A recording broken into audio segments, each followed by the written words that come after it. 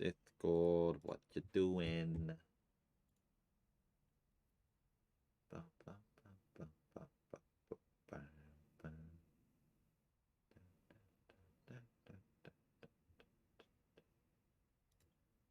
Oh yeah.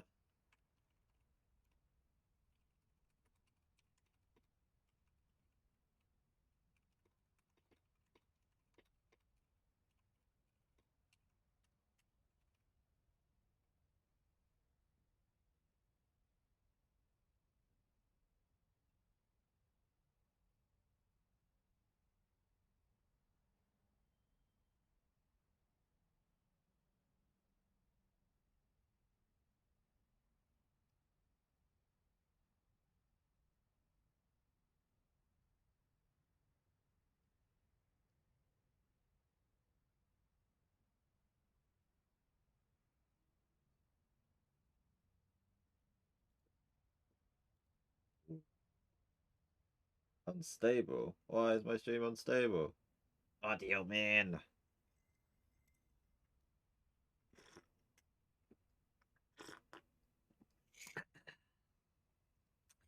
Am I even? I don't remember where I left off. Why am I even outside? Whereabouts am I?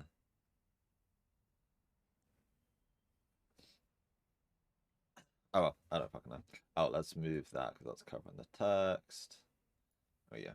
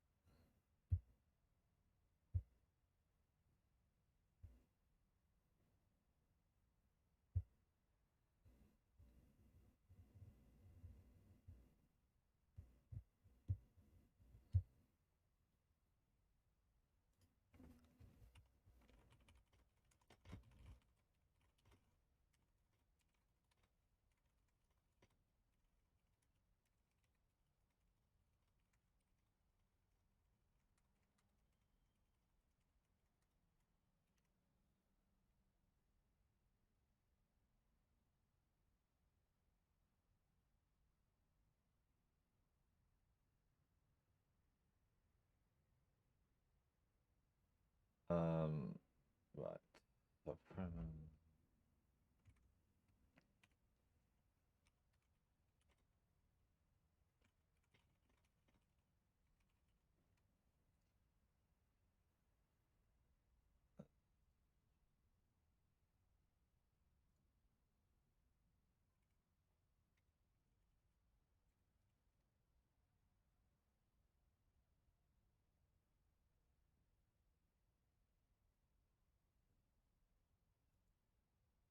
Hey, Shadowco.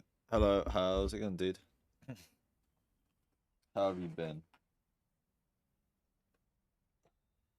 How's your Pokemon Uranium thing going? I could have hosted you yesterday if you went live like 5 minutes soon.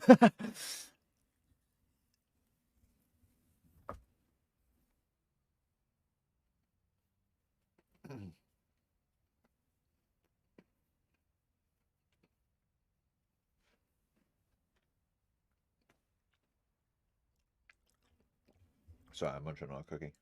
Hi, Mr. Claps. How's it going, dude?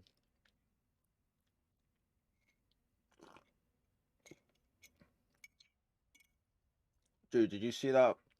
You see that fucking penalty shout in the Chelsea West Ham game yesterday?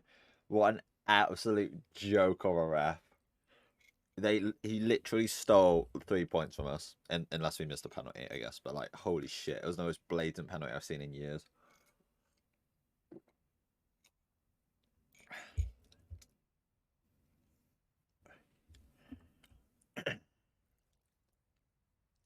All school. I think I heard you won, but I didn't see. You went down to 10 men, right? 2-1.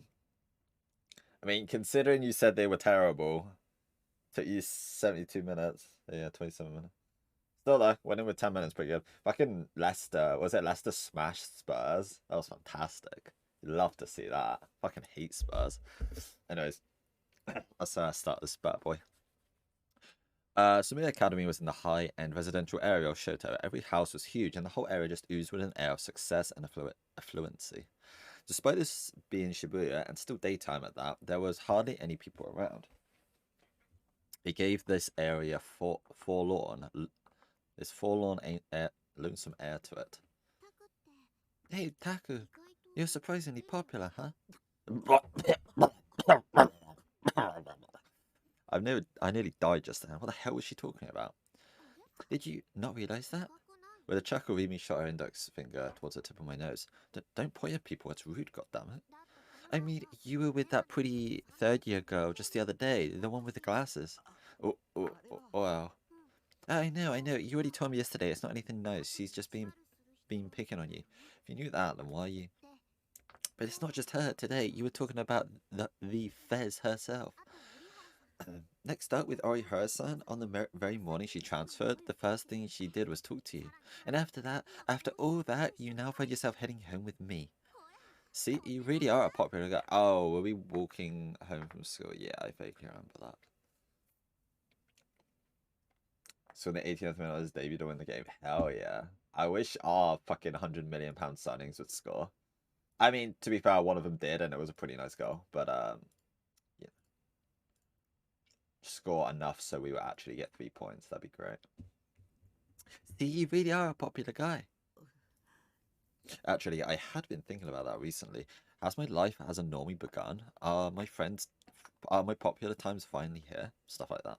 Something that would have been absolutely unthinkable for me a month ago. Back then, I never even had the chance to even talk to 3D girls, excluding Nanami. I always boasted about not being into 3D girls, but that was just to make myself look cool and different. Dude, that was me at school. So Rimi was definitely onto something. Why have my encounters with girls increased with such frequency lately? It all kicked off after that chat with Shogun. A scary thought suddenly crossed my mind. What if every single event in this past month had all been a delusion? What if I'd just been having a really, really long dream? Considering how insane everything was, I didn't think it'd be all that surprised. I'd be all that surprised if everything went right back to normal tomorrow. Or maybe the person controlling me had swapped out with someone else. Maybe the previous one was happy just watching me go through the motions, but the new one preferred to interact with other characters or something like that. Either way, the past month didn't feel entirely real to me. Way too many things had been happening. I won't be in for long, by the way, because I've got a 30 game, so I'll probably leave in like 23 minutes. No problem, my dude. Well, what position do you play? Is that like a Sunday league thing?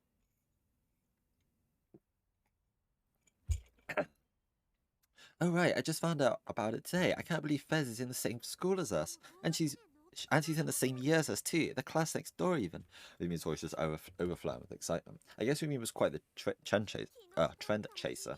I only just borrowed that CD from you yesterday, so it's even crazier. Not to mention she's really cute too. But Jesus Christ.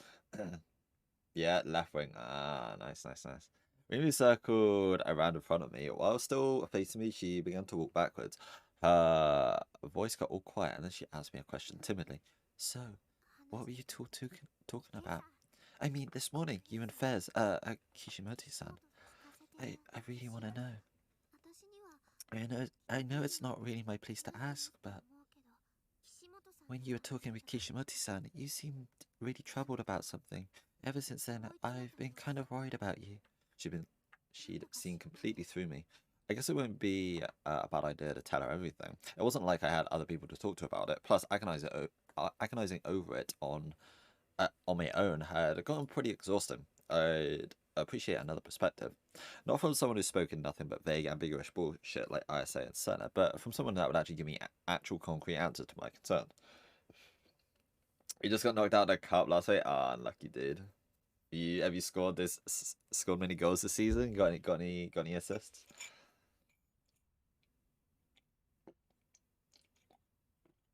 I know it did. I never did like a Sunday league thing. I couldn't be bothered to like. I never liked playing matches. I like just fucking having a kick about with like I like doing like 2v2s or like 1v4s and shit like that. just like against the keeper. I couldn't be bothered like actually playing games, especially not on the weekend. Like Jesus Christ. Yes, sis and no girls aren't lucky. You can get one today. I believe in you. I read that. But when we talked yesterday, she hadn't believed me at all. We were talking about the sword thing. The sword thing? You mean what we talked about yesterday? I nodded. I say has one. Has one what? A real one. I wasn't completely sure, but I thought I heard Rimi taking in a large breath. She staggered with her eyes open wide and then taken a few steps back. There's no way. She started with a clearly skeptical voice. She seems a bit sus right now. I mean, that was a toy, right?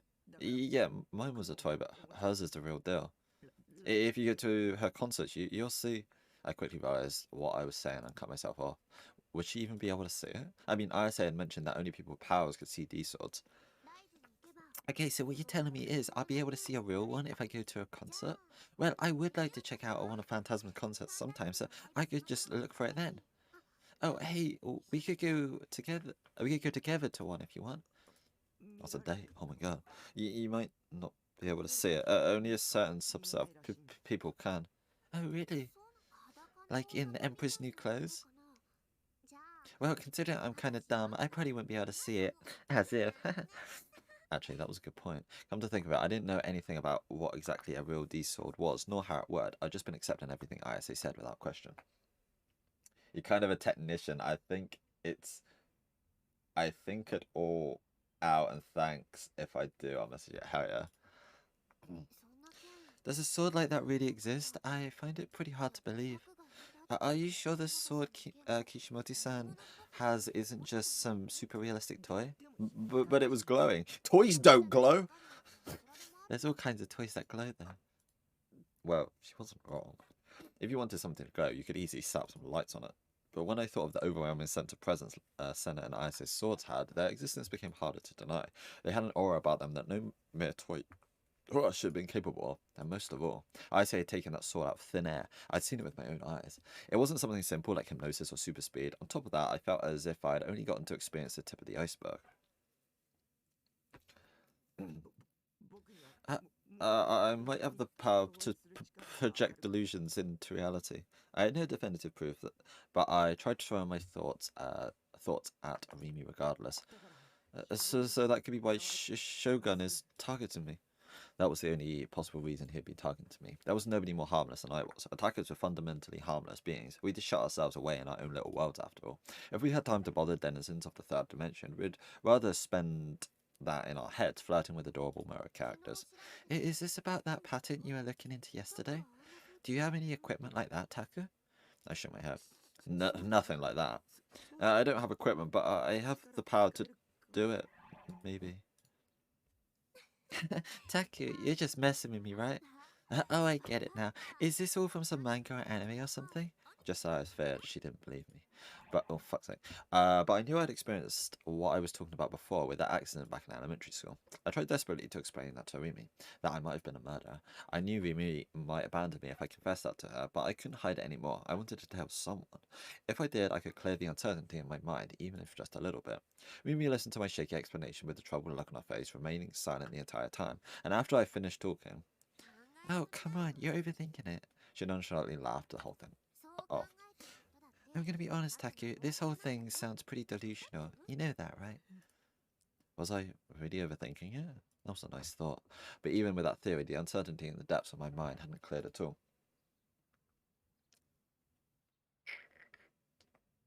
A smell of dust wafted through an office situated on the second floor of a somewhat old building. Is this going to be the cops? Sunlight streamed in through the window, covering the black wall, turning the fluttering dust into that of a thin, powdery snow. The words plastered onto the window. Frisia Credit Bureau cast a shadow onto the nearby desk. 20 desks were lined up across the floor, with not even a hint of a gap between them. Each of them was drowning in an endless sea of documents, papers, and files, piles stacked so high they looked to be on the verge of collapsing. From an outsider's perspective, it looked far more like a publishing company than a credit bureau. Bureau? Most of the desks lacked denizens. There was only around 5 to 6 people at best. As for why that was, the obvious conclusion would be that it was a Saturday, but this was by no means the answer. This was made evident by the whiteboard stuck to the wall near the entrance, its schedule densely packed with tasks and projects. Nearing the end of his lunch break, Barnes Yasuji opened the door to the private investigation company. He entered without so much of a knock, yet none of the workers seemed to bat an eye. Continuing to act as if he belonged there, Ban gave a quick "how's it going?" and headed towards the desk at the back of the room. In it sat a robust-looking woman hunched over a laptop. "Hey there, Momo-chan, working hard or hardly working?" Oh god. Eyes are so small, holy shit, it's as small as anime eyes I've ever seen. In response, the woman continued staring at her monitor with a wary expression. Her name was Momose Katsuko, and she was the president of Frisia. "Look who's back." "Yup, I'm still kicking. Any new tidbits on you, Jen?" "My word, I'm a busy woman here, Ban-chan. To say I have a lot on my plate would be an understatement. Small businesses like mine have to make sacrifices, and that includes our Saturdays. Don't make me crabbier than I already am." Hello? Cliff? They might fucking... Dude, my goddamn mouse dies every other day, I swear. Holy shit. I prefer the ones... Dude, my wireless mouse before, it just had like one AA battery it took. That shit lasted for like 3 months. This I have to charge every goddamn week. It's so annoying. Momose finally raised her head. She placed her hand on her forehead, and upon seeing Bun's grinning face, lightly shook her head. "How many times have I told you that this isn't some secret police organization or subsidiary thereof? I'm sure you can think you can just storm down here and mine us all for the information we've got, but I'm not running a charity here. If you have the free time to spend coming here, spend it on your own investigations, Mr. Civil Servant. Alternatively, you could actually pay the retaining fee. If you would do that, please take an appointment sheet from Mio-chan at the earliest convenience." "Ouch, that big cheese has got bite. Come on, we're best friends here." Oh, we're friends here. In spite of Momose's sharp remarks, Ban didn't show a hint of concern. He simply found himself with his distinctive handheld fan remaining aloof as it could be. "To think I'd be treated like this, even after I helped get this place off the ground when it opened up. You're breaking my heart." "For goodness' sake, Ban-chan, how many more years are you going to keep holding that over my head? I swear, someone gives you an inch and you take a mile." "Yeah, you got me there. Fine, I yield. How's this for a retaining fee?" Ban showily pulled out a plastic bag with the names of a nearby Japanese-style confectionery store on it. "Oh, you. Why didn't you just open with that, you silly goose? Appreciate it as always." "Mio-chan, would you be a dear and make us some tea?" Her attitude having undergone a swift stark change, Mostly clearly examined the contents of the bag Ban had handed to her. "Oh my, chestnut yogurt? I suppose they are in season now, aren't they? And I didn't even have to ask. Ban-chan, are you still standing around for? Calm, sit down already." "Why, thank you." Ban gave a wry smile, took a chair from the closest desk, and seated himself beside Momose. The clerical lady Momose had called for before brought over 2 steaming cups of tea. "So, got any tidbits on you, Jen?" "Hold your horses now." Momose carefully unwrapped the chestnut yogurt and folded up the wrapper and set it beside her PC. She then hurriedly devoured the first of the sweet treats. Japanese-style treats were her greatest weakness. They were a necessary offering for Ban to bring every time he came for information. "With is so scrumptious." "I might not be able to talk here. I might not be the one to talk here, but have you thought about slimming down recently? There's a whole bunch of diets out there." Damn. You already said that. "Otherwise, you might never find yourself a husband before you shrivel up completely." Jesus. "You're right. You're not one to talk. Besides, I'm long past the age when I'd still be on the market." With a shrug on her shoulders, Momose took a sip from her tea and then turned to face Ban. "You realize another new gen case happened, right? Should you really be skipping out on work right now?" "All the others had already breaking their backs investigating it. Though I might try to get at the truth from a different angle." "Oh, please, I suggest you stop trying to act so suave. Is that suave? Suave. It really doesn't suit you." Knowing himself to be quite sensitive to hot drinks, Ban showed no hint of reaching for his cup. He simply continued to fan his face in spite of the already chilly air. It was something of a habit of his. "Are the police looking into the GE rate?" Oh, right, the G rate. Now that one really threw me for a loop. It was exactly like you said, Momo-chan. Of course it was. I've never dreamed of handing over false info. Information is how I keep food on my table, after all. So, are they looking into it? Well, I certainly am. I'm taking the initiative to do it myself. The... Badshad, you wouldn't dare. Momo's voice carried it well. Her personality was instinctively energetic, lending her voice quite a bit of volume. The workers of Risha were used to this, not even bat an eye at her angry voice reverberated throughout the office. The boss's yellings was an everyday occurrence, after all. Ban and Momoso were old friends, so he was all too familiar with being on the receiving end of it. Thus much to her chagrin? What the fuck does that mean? How do you say that? Chagrin. Annoyance or distress at having failed or been humiliated. To my chagrin, he was nowhere to be seen. Huh, okay. Moses' wrath was met only with him lazily picking at his ear. Before she said anything else, Moses quickly lowered her voice, for this was a topic she did not want met with prying ears, but her face was red with anger, as if she had not been cheerfully stuffing herself with sweets just a moment ago. She pointed her finger at Ban with tremendous intensity. Did I make it absolutely clear that following that lead on your own would be dangerous? Politics, religion, and business. Do you have any idea how deeply rooted it in all three? You should know all too well what happened to Professor Ota after he gave that G-rate lecture on TV. Yes, he was killed in the crucifixion. This isn't the first time you've told me. And it won't be the last either. I'll keep on saying it until you get it through that thick skull of yours. You always ignore my warnings. And I'm always the one to clean up your mess. I'm fed up with it.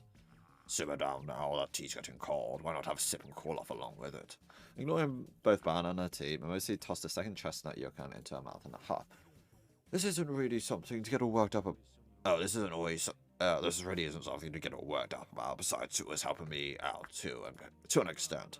As things are, convincing the head honchos up top about something as outlandish as GE rates ain't easy. I acknowledge that Suichan is both capable and reliable, but so help me, if you overwalk the pool boy. Since when were you looking out for him? Testing out what it's like to be a mother hen? No, I just can't have you getting him all wrapped up in your mad schemes, Banchan. He's got a bright future ahead of him, and I won't let you squander that. Alright, fair enough. With a shrug of resignation, Ban took a testing sip of his tea, only to immediately grimace. It was still too hot. Be honest with me, though. Is it really possible for biorhythms to make people go insane? To drive them to murder? I've already explained this all to you. Actually, I can't claim to fully understand it myself, haha. Does it have something to do with your speciality, EM waves? Mostly allowed her aside, then, in contrast to Ban, composedly sipped at her tea.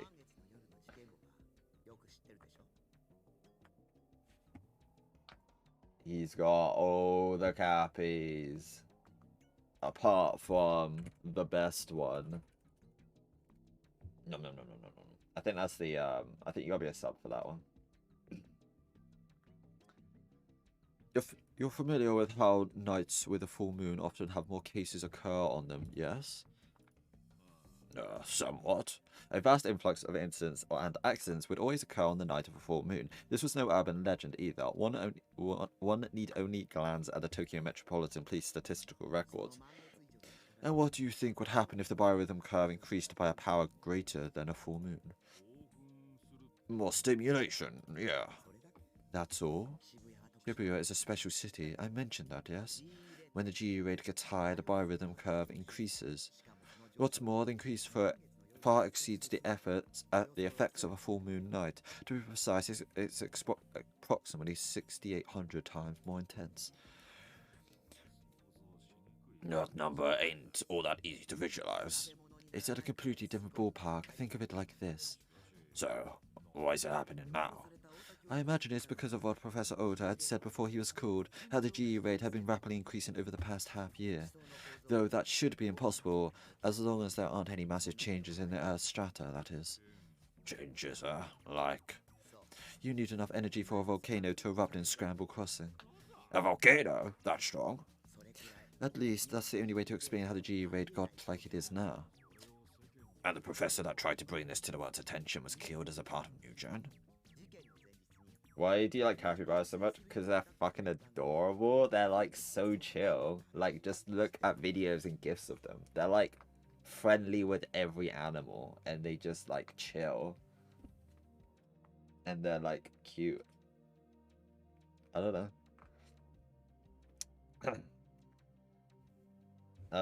Wait, there's a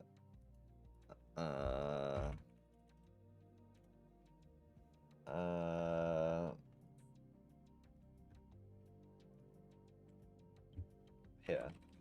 Add that to your watch later. Give that a watch later. It's like 10 minutes or something. It's interesting, and it's pretty funny as well.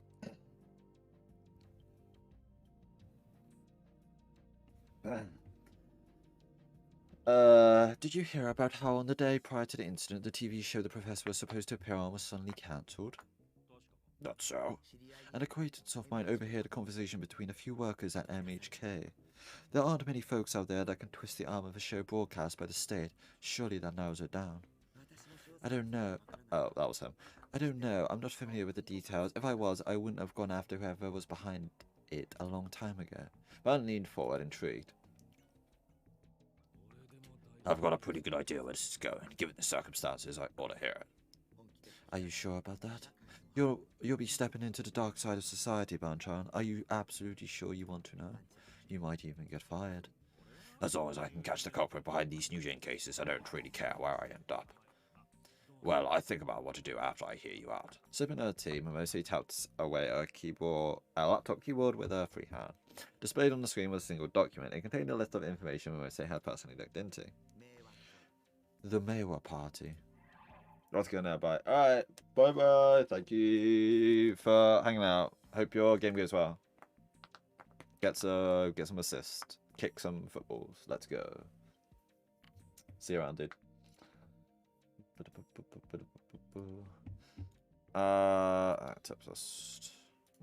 Mewa Party. Fictional. One of the two major political parties in Japan. 4 years ago, the Mewa Party was an opposition party, but that changed following a major breakthrough in the general election that year. Its catchphrase, a brighter peace for the people, as the two kanji used in its name, Me and Wa, mean bright and peace, respectively. Okay. Momo-chan, you've got to be kidding me here. I was sure the opposition party's name would come up at some point, but here? Ban groaned in utter exasperation. Yet, despite his smile, his eyes showed not even a hint of one. All they housed now was the cold, discerning gaze of a detective. You mess this up, the whole country's going to be shaken to its core. I don't really get the whole GE rate thing, but I guess it makes enough sense that it's making people go crazy. But I don't really know I don't know what this has to do with it.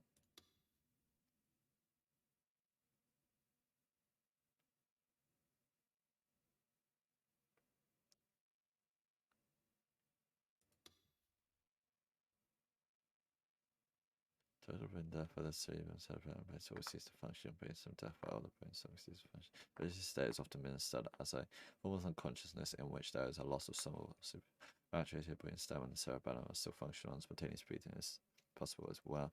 Even so, there's extremely rare chance of recovering from a vegetative state. In Japan, there are laws in many places to determine whether or not a person can be determined legally or brain dead. The following 5 items are those regulations. Decode when pupils are dilated and fixed, there are no reflexes on the brainstem. Patient's brain waves are flat. Patient's breathing has ceased. This was a weekend I've been unable to get Remy to come over, so I was forced to spend 2 very anxious days all by myself. I had Remy pick up some groceries on Friday so I could survive the weekend without leaving my base, but I come very close to sending her a text asking her to come over multiple times. But in the end, I hadn't sent anything. The only thing that gave me a break from my anxiety was the half hour I'd spent watching the latest episode of Bloodstream. Even in extreme circumstances such as this one, I still had to make sure to stay up to date on Bloodstream. Remy was my sole source of comfort in the third dimension, but when it came to the second one, Bloodstream was the one that fulfilled that role. Those eyes are kind of creepy. Well, to be more specific, Serotan was. Nipples. After I had finally overcome that weekend, Monday came. I took a peek at for Apara's Phantasm section, only to find it in a state of complete disarray. Wasting no time, I immediately followed a link taking me to our channel. It was a total shit show. Trigger error board. Fez Phantasm's real name is Kishimoto. When she was younger, she was hospitalized for mental illness reasons. The name of the hospital was AHM. Phantasm is over. Cool story, bro. Too bad it's total bullshit. Deets, please. Whose eyes are those eyes, lol? Who the fuck is Fez? You serious? Lol. AHM is only meant for patients with severe mental disorders, for your information. For fuck's sake, more haters? What a poor attempt at bait. If you're going to bother making a thread like this, at least include a source. Fail. This is such bullshit. Fez hasn't been in that dumbass hospital. How do you even sleep at night spreading such obvious slander? I've never even heard of HM before. Stop making shit up. The one watching you was I, Fez. Strike the stake. Strike the stake. Strike the stake right into these dumbasses spouting bullshit. The next new gen victim is going to be one of you bastards. Claim as legit. Fez was hospitalized for a very long period of time for mental health reasons. The hospital publishes a free newspaper in which a selection of drawings, essays, poems, and other works done by patients is shown. Her song lyrics can be found there. You can find all this on the hospital's website, dipshit. Her full name is Kishimoto Arase Arc Heart Medical. Finally. Is that seriously all it takes for you guys to abandon her? Well, that's fine by me. Just means I've got fewer rivals now. First time would be mine. See you all at the wedding. Finally. Wait, Lamar. It was actually true. What the fuck, lol? Yes, yes, yes. Hell yeah. 1, 2, 3, 4. I declare flame war. There's even pictures. I'm going to piss myself laughing. Notice of Phantasm's termination. Is Phantasm going to spam because of this? I used to like Fez quite a bit, actually. Why would this like change someone's like what they care about their music? Like what? Or even if it was a long time ago, they're just passing in general. This must be someone's guidance to Lamar. The verses there aren't using Phantasm songs, are they? The one watching you was I, Kishimoto Arase. Don't quit Fez. I'm seriously gonna cry. I think I sort of understand it.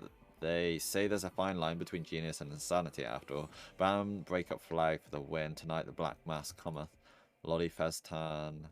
God. Well, that sets Phantasm's fate in stone. I guess there's more of a fitting end for them to go mainstream. Any comment from Fez yet on their official website? Doesn't matter how much noise you urgents make on here. Fez doesn't look at the past, only the future. Can't wait for our next prophecy predicting all your deaths. I'll be putting on my Lola skates. Fucking Lola skates. I haven't heard that before. That's funny. Okay, what's the problem though? This reeks of some weird advertising scheme by Phantasm, desperate to keep your dead band alive. Much lol. It was always obvious that Fez is a total schizo. Why is everyone acting like this is a surprise at all? So Fez was always mentally ill, but that's what's good about her. Calm down, everyone. It's all just a magnificent bait from Feztown. Fez's spirit collapsed because the world is full of ill will. Its power woke in the punk part of her soul. Those keen aggressive lyrics are the cry of a sublimated soul. We, on the contrary, should celebrate the facts bared by 12 as Holy Grace. The website's down. Are they trying to bail? I wanted to see how long this game is. Charles had Noah play through. Holy shit.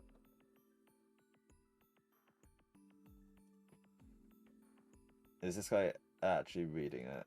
Or is he just no commentary? Okay, but I assume he waits for all the... Yeah, so he plays that at a reasonable speed. Okay, so he has... That's 4 hours, 2.5, 3.5, 3, 2.5, 3. Okay, so that's basically how long my streams are about, and there's 18 of them. So it's gonna be, and I've done what, 5. So we're about, I guess we're about a third of the way through. Maybe a quarter. I guess this is all the endings. It's fine.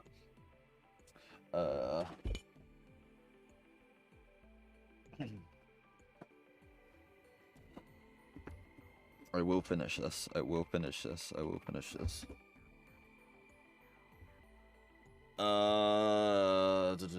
Website's down. Are they trying to bail? I followed the URL 12 had sent. Coming. Arc Heart Medical. Apparently, Art Medical was an old school psychiatric facility that only treated severe cases of mental illness, or at least that was what the website said. The website had pictures of the place, and frankly, it looked like a straight up penitentiary. There were iron bars on every single window. I wasn't even sure if it was still open or not. The homepage hadn't been updated for 4 years or so, but just as the post on At Channel had said, beneath a certain poem was the name and photo of a young Ayase. Huh. Ayase was mentally ill. It wasn't that it was shocking to me or anything like that. After all, I'd regularly gone to a mental hospital too back when I was in elementary school, so really, I felt sympathy for her. Ayase and I were the same. She had that bewitching aura to her, and every person my age in Shibuya thought she was so charismatic, but despite how different that made us, in this one way, we were the same. The fact that we had that in common reinforced my hypothesis that I had the same power she did, the power to project illusions into reality.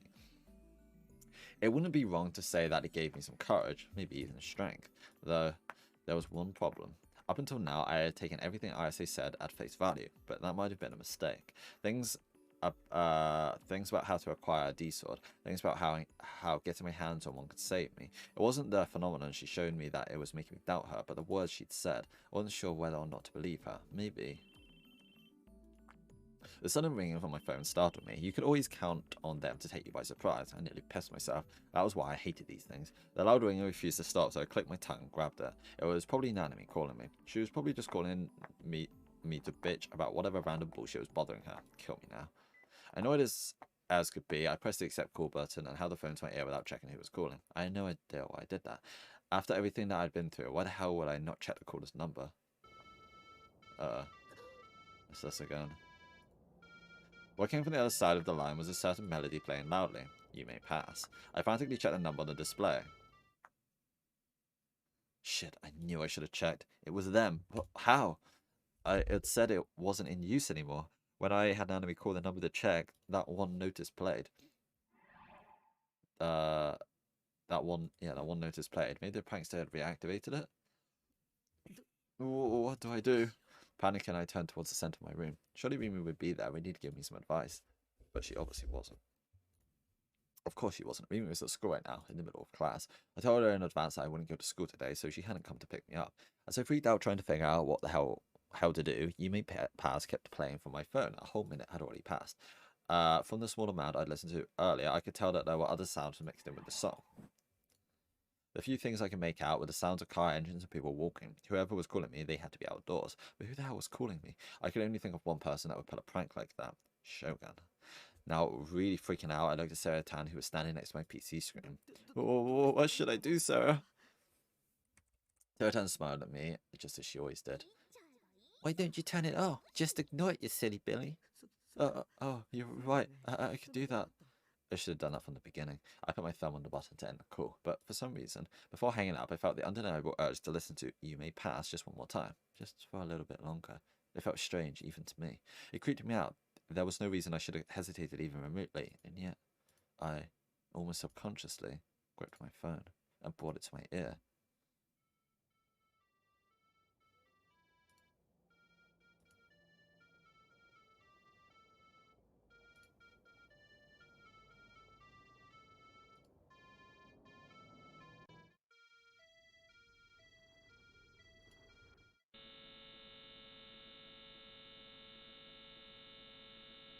It came surging out of the phone, a fierce pain, a violent piercing, nearly ultrasonic noise that shot sound throughout my entire body.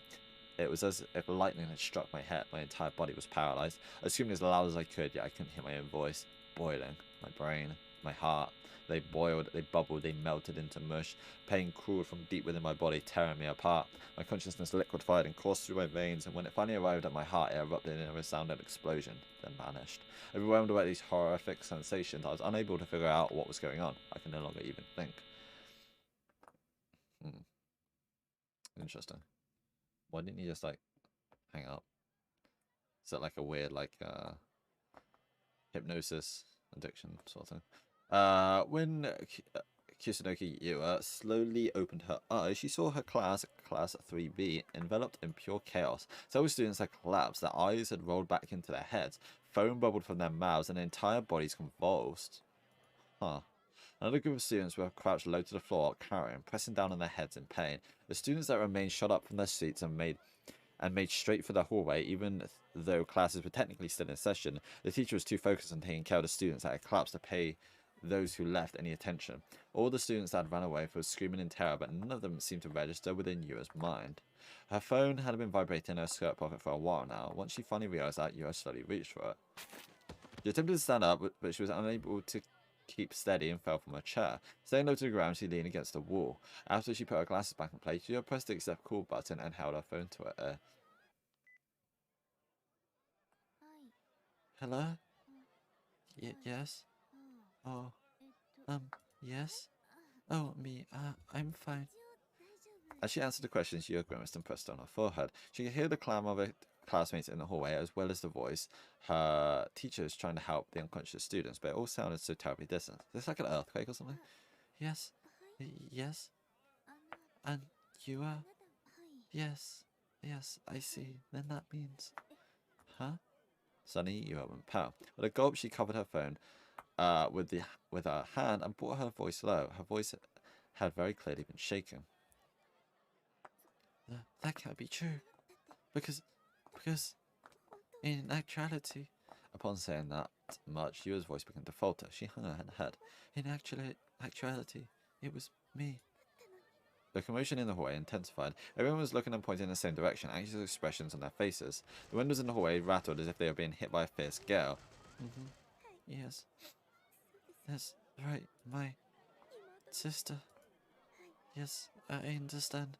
At last, Yua bowed her head as if the person she was speaking to was in front of her, and then hung up the phone. Then she looked up and directed her gaze towards everyone was pointing beyond the window. The sky. As if it was a seal of white paint had coated the surface of a grand lake, the sky, which had previously been filled only by its light blue colour, was turning white. The white was spreading at an impossible speed. It bled rapidly across the sky, eroding each and every speck of blue it could find. It's turning white. The fuck? Huh. Noah.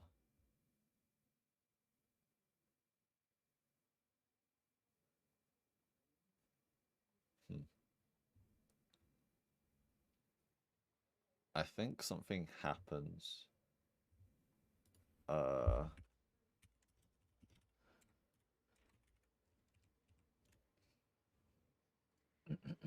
Something happens in this.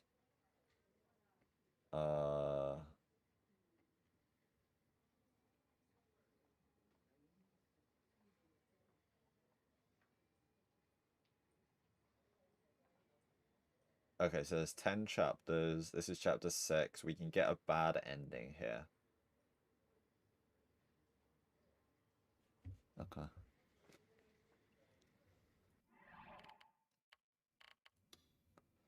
I hate that you can't have any more.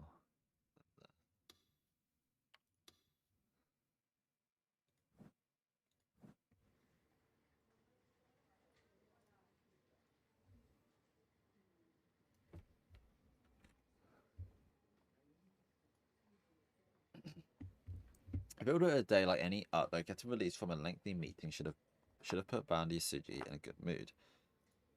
However, today was not a normal day. The detective removed himself from his peers, moved to the nearest window, and attempted irritably to call his junior. Sura, his partner, had not shown up to today's meeting.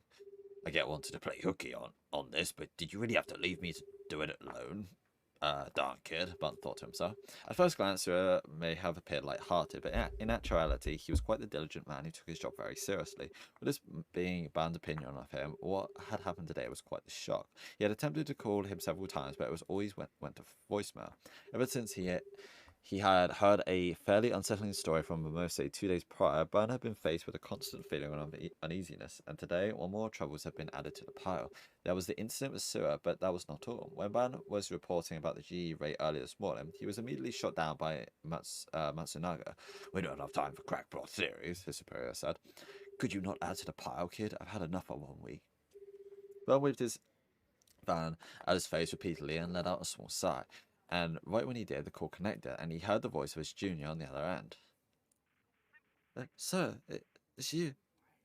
There you are, you schmuck. Where the hell have you been? Reception was extremely poor. Which part of the countryside did Sewer lose himself in? Bud thought, scratching his head. Yeah, I'm in wait, you know. What are you saying? Where are you? As Ban shouted into the receiver, Sewer's voice disappeared on the other end, replaced by a continuous rustling sound. How about now? Can you hear me? Yeah, I can. So, where the hell did you... Well, I thought I'd do things my way for a bit, so I went and asked around. Yeah, pretty little. The way Sewer acted on his own without getting permission was not something that was worthy of praise. However, Ban could not help but smile wearily to himself, as he too was taking unauthorized actions even now. He considered that perhaps he was a bad influence on his junior. I might be close to getting my hands on a clue. It'll be conclusive evidence as to who's the real New Gen culprit. What? The Cullen Band's eyes shifted. Keep that top secret, though. I might be mistaken. It doesn't matter. Just get your rear back here right now, you hear me? No, I've got to dig some more. What? You talking back? Ease up. I've got... Sewer! Sure. Yeah, it was an earthquake. Right in the moment, the area below Band's feet began to shake. Earthquake? The shaking gradually increased in intensity. It was hard to even stand up straight. Unable to maintain his balance for any longer, Band got down low to the floor. It's a big one. The other detectives, who at first seemed to be underestimating the seriousness of the situation, all quickly moved under their tables. The clock fixed to the wall, the paper cups and pens atop the tables, the projection equipment, they all crashed to the floor one by one. The two whiteboards standing side by side near the podium fell to the ground as well. It's like being stuck in some insane turbulence. That was how it felt to Run. It felt like the ground was disappearing beneath him. His entire body was being swung left and right by the shaking. It seemed to have a seismic intensity of around 5 or 6. As the great counter-earthquake finally arrived, of all times for it to be hit, it hits now. Oh god, that spooked me.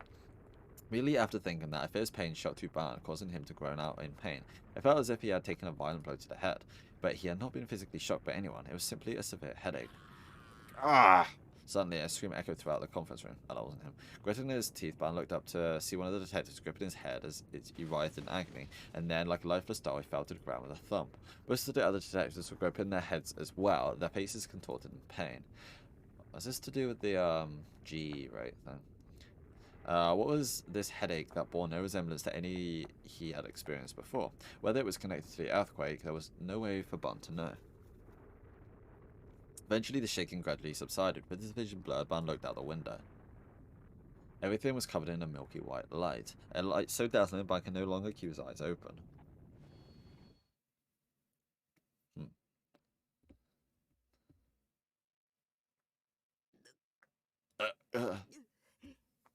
Oh no! All the figures! As I opened my eyes, I felt a pain sharp enough to crack my skull open. I found myself slumped over in the middle of my room. I tried to get out, but the pain in my head suddenly shot to the rest of my body, and I nearly fainted from the agony. I let out a pained groan. After 5 full minutes of pure writhing torture, the pain receded slightly, and I managed to stand up by using the leg of my bed to support myself. I wiped off the cold sweat from my forehead with my hand. My room was completely devastated. It was as if a tornado had ripped through it. All my waifus lined up on the shelf had toppled over, and some of them even fallen off the shelf entirely. The bed was now sitting at an angle, and the piles of ergo and packages had crumbled to the floor and scattered everywhere. What the hell had happened? If I remember correctly, there had been a phone call that played the melody of You May Pass before then transitioned into something like an ambulance siren. It was exactly the same as last time. That's right. Right when the buzzard sounded, I heard the ground roar, and immediately after that, my whole body felt like it was boiling and melting. Then I couldn't remember a damn thing. It was all completely blank. Oh god. Was it an EM wave attack from Shogun?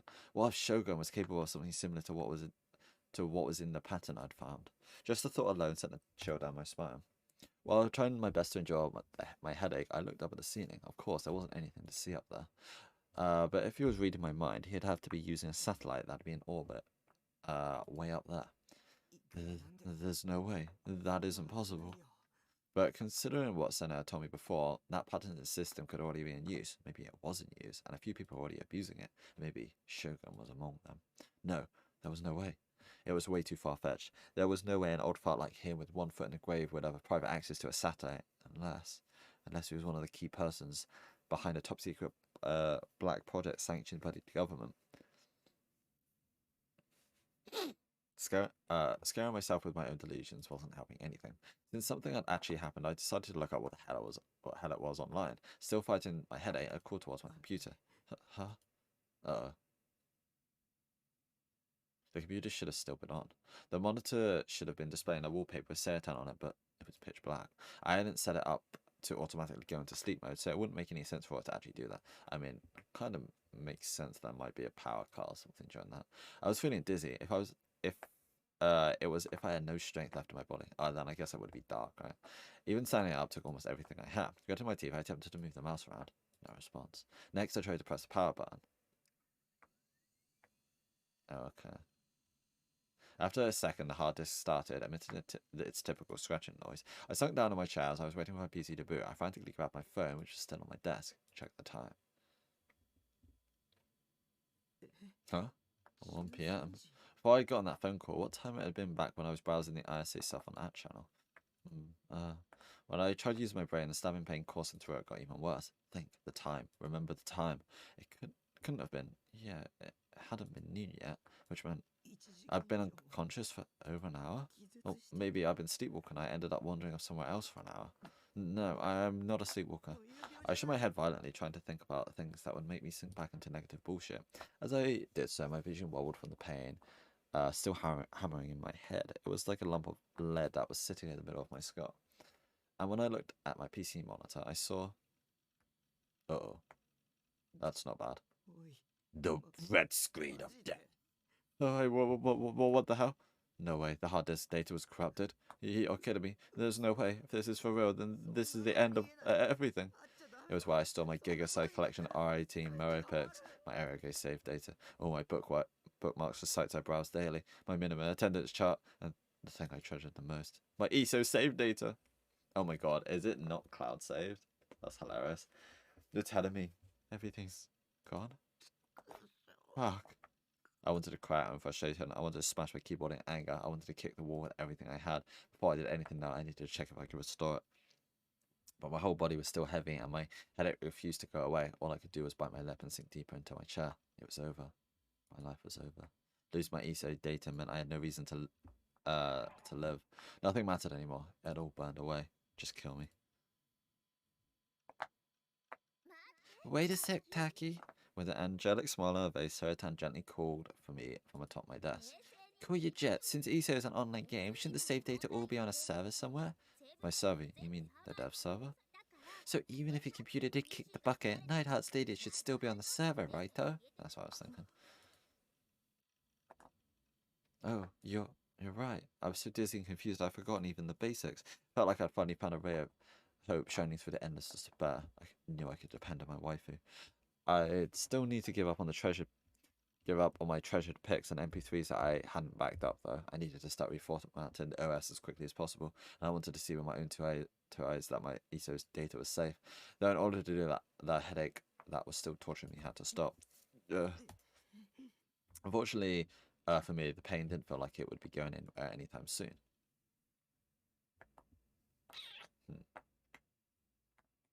Where are we now?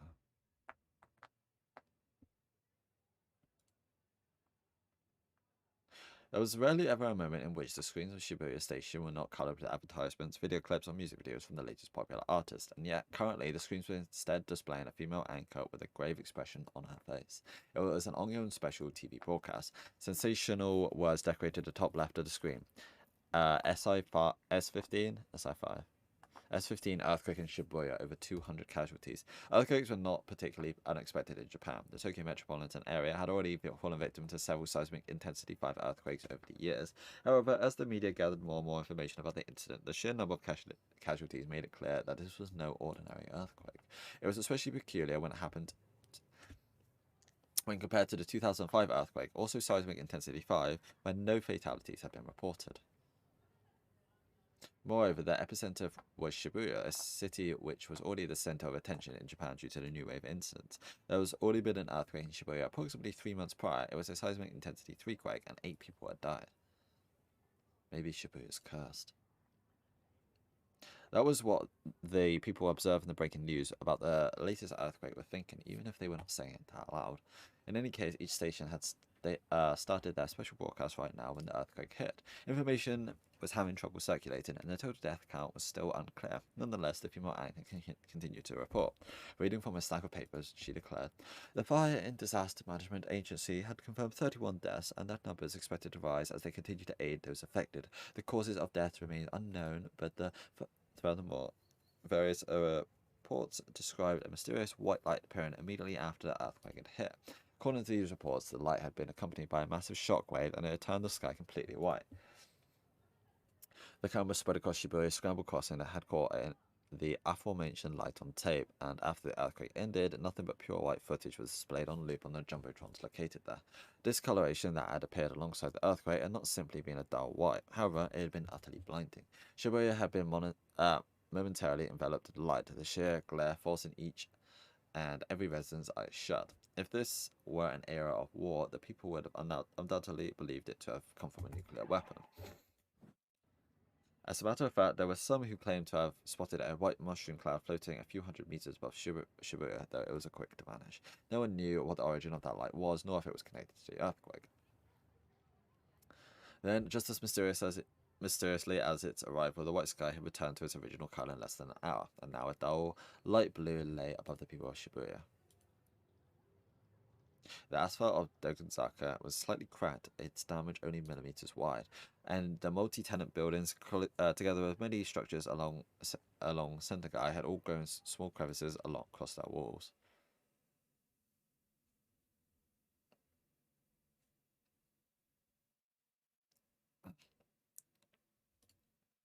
The reformatting of my OS had taken nearly 2 hours to finish, and yet my headache still hadn't gone away. I'd even lost consciousness a few times from the pain.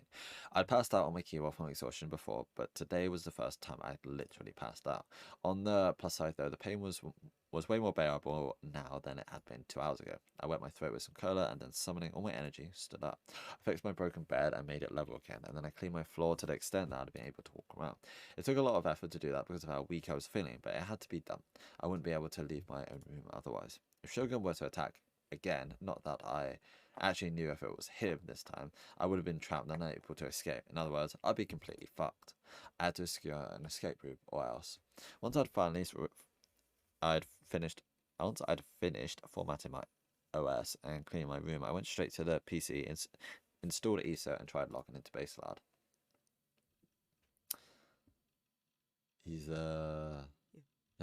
It worked. It worked. Night Heart isn't gone. My items and equipment are all there. Oh, thank God. Thank God. I was so moved that I tried to get and pump up my fist in the air, but even that took so much energy, so I gave up halfway through. I couldn't have been more happy to see my other self alive and well. I thought he was gone forever. Okay, time for the next step. While it was definitely a huge load off my shoulders, I still wanted to try and figure out what exactly had even happened, not to mention demand compensation and a formal apology. It seemed like an earthquake, but there were way too many things that didn't add up if it was true. I looked for Grim and said Baselard, but he was nowhere to be found. I went to check the chat room, but since I'd lost my bookmarks, I had trouble finding it. When I eventually did, though, I discovered that Grim wasn't there either. Of all times for him to have gone AWOL, why now? Well, I have no options left. I had no choice but to head straight to Taboo itself. On it, I found the following article. Over 200 casualties in Shibuya. So there really had been an earthquake. It had been a seismic intensity 5 earthquake, and loads of people had died. The casualties were currently set at 200, but the article stated that the number may even go beyond that. There were also reports of Shibuya's sky turning pure white for a short period of time, as well as a giant mushroom cloud. No one knew if either of those were connected to the earthquake. The earthquake was also being discussed on Action, with people posting things like more Shibuya stuff or Shibuya is over or whatever else. There was also a video uploaded on there showed footage of Scramble Crossing that had been taken from its various surveillance cameras. This wasn't just an earthquake, right? When it happened, I'd been hit with a terrible headache, and it wasn't just your normal headache. It felt like my head was boiling. Even now, almost 2 hours later, I was still experiencing throbbing pain and fatigue. Maybe that's how you end up if you get stuck in a microwave. If I thought about it in that way, my delusion that Shogun was going after me with EM wave attacks might have not been so far-fetched. Right there, at that moment, I heard a familiar sound coming from my PC. It was a notification tone that played whenever someone entered the chat room. Grim might have joined. I wanted to get the full steer of what happened, so I opened up the chat room. It's probably Shogun. Yeah, that was definitely a bait. It's Shogun. It's not even Sugar, the Shogun. The moment I saw that name, a sugar escaped my mouth. I don't know if it's meant to be different. I don't think it is. What was with this timing? Could he actually read my mind after all? The hand I was using to hold the mouse was trembling, and my entire body was frozen in fear, overriding even my headache. Just looking at Shogun's name made me feel sick, but I couldn't look away. I wanted to close the chat room, but I was in such a state of shock, my mind and body felt like they had been ripped apart.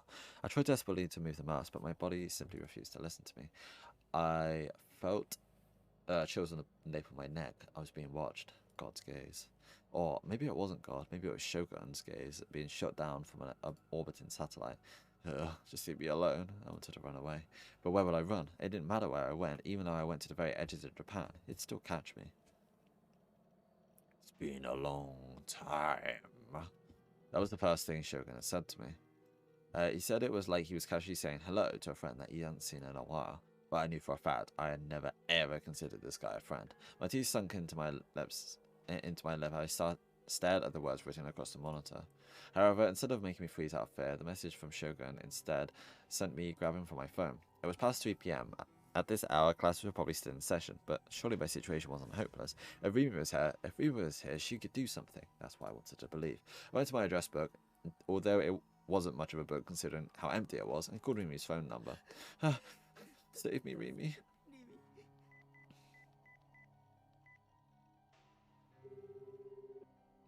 Do you hate me? Rimi, quick, pick up. It was hard to breathe. I couldn't think straight. Rimi wasn't picking up. There was no voice on the other end, only the monotonous dialing sound repeating endlessly. Why? Whenever I'm in trouble, you're always there for me. So why are you answering? I have a present for you. A present?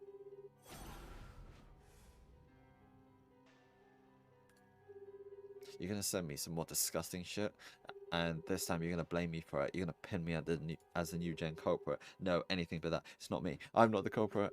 Yeah. I felt like a fish that had been ripped out of the water. I was losing oxygen. My mind was going fuzzy. My only ray of hope left was Rimi. I grasped my phone tight and tighter, praying with all my might to the other end of the call. I wonder if, like, Rimi's Shogun. That'd be interesting. She picked up. Save me. Your call has been forwarded to an automatic voice message. I hope it pleases you. Voicemail. That couldn't be.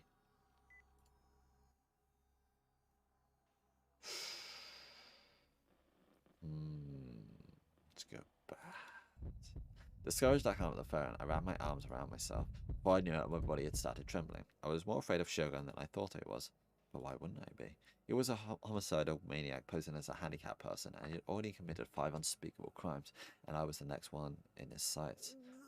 Somebody save me.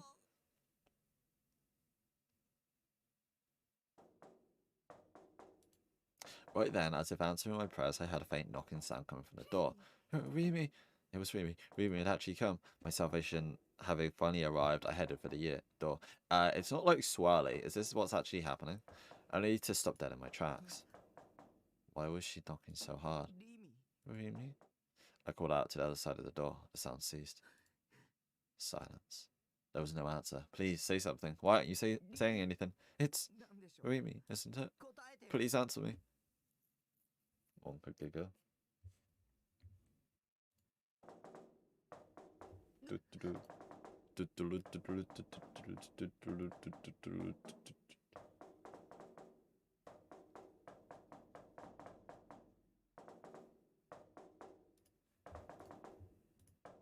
At that reply, the knocking resumed. Was it not Rimi? Who is it? Who's at the door? Could it be Shogun? Now that I was suspicious, all the courage I mustered to go down and open the door had vanished. I slowly drew backwards, going back far enough that I ended up tripping over my chair. And as I did, the pounding on the door remained incessant. Somebody was knocking on it, and they weren't stopping. No, it wasn't just a door. The banging sound was coming from the walls and the ceilings too. Whoever was outside wasn't alone. Who are you? Unable to bear the terror any longer, I screamed out. And then, as if a response to me, the sound suddenly stopped. I wanted out. I wanted to run. I wanted to run as far away as possible. But how? There was no doubt a group of people outside surrounding the entire container. sound began echoing again. This time it wasn't the sound of knocking. This time it was the horrifying sound of nails on a chalkboard. It made my skin crawl, and not being able to see the other party made it all the more terrifying. I knew it was Shogun who had sent them, but I had no idea what they looked like. I had no idea what the person harassing me from behind these lone tiny walls looked like. My entire body was covered in goosebumps, and the sheer discomfort I was feeling made it even more nauseous than I already was. I covered my ears tightly. Stop it. Leave me alone. Shogun had left the room. When I returned to my senses, I was still in front of the monitor. Shocked, I turned towards the rest of the room. I stayed still and listened carefully. I couldn't hear anything anymore. Had it been just a delusion? For more than 5 minutes, I stayed hyper alert to everything that was happening outside the container, so frightened that I couldn't even move. In the end, there weren't any signs of anything suspicious, so I opened the door and peeked outside. There was no one there. Had it really just been a delusion? Even if it had been, I was still just as anxious, and my heart was beating fast. I looked back at the monitor. Shogun had already left the chat room. All that remained was those 4 lines. I didn't want him to see any of it, so I hurriedly closed the chat room while Shogun wasn't in it. My body was still trembling. Shogun was trying to provoke me. Was it fun fucking with me like this? Had I been chosen as the next victim, and this was a means to the end? This was a means to that end? Or was I just a perfect person to pin his crimes on? Someone, save me, please. I stared at the post-awakening version of Serotan as if it was clinging to my only refuge. Being alone is scary. I didn't want to be alone. I wanted someone to be by my side. I wanted someone to protect me. Right, there's school. If I go to school, Rimi will be there. I couldn't bear staying here alone with my spiraling anxiety. I took off my worn-out sweatshirt that I usually wore around the house, threw on my uniform, and left my base.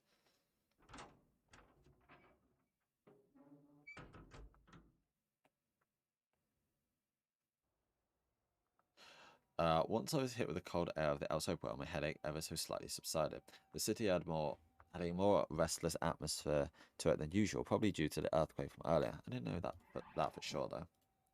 In the distance, the sound of sirens continued to echo endlessly, but I wasn't sure if they were from ambulances or fire trucks. Could have been both. Yamate Dore, which was 1 block away from me, was completely jammed up. Traffic was bumper to bumper. There were multiple visible accidents, most head-on, and the cars involved had simply been left abandoned on the road. The drivers nowhere to be found. Those abandoned cars were the cause of the traffic jam. The other drivers were honking their horns like crazy. And I was wandering the streets to get to school. I saw a dog crossing the road barking. It was a chihuahua sprinting at full speed, taking its leash behind its small body. Its eyes were bloodshot, and a large amount of drool was dripping from its open mouth. It had probably gotten separated from its owner. As I absent-mindedly watched it get further and further away, I tripped on something and nearly fell over. The asphalt was cracked, and one section of the road was ever so slightly lower than the rest. It had most likely come from the earthquake. Stopping right there, I looked up at the sky. There were a few white clouds drifting calmly across the dull light blue.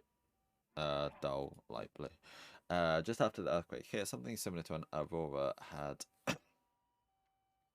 formed in the sky and tainted it pure white, but the traces of it had already disappeared. This isn't right. This isn't Shibuya.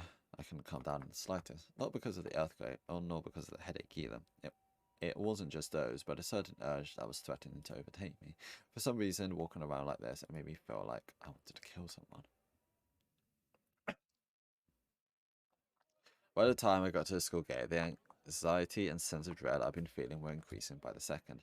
I had the chills. My body wouldn't stop shivering, and my headache was coming back.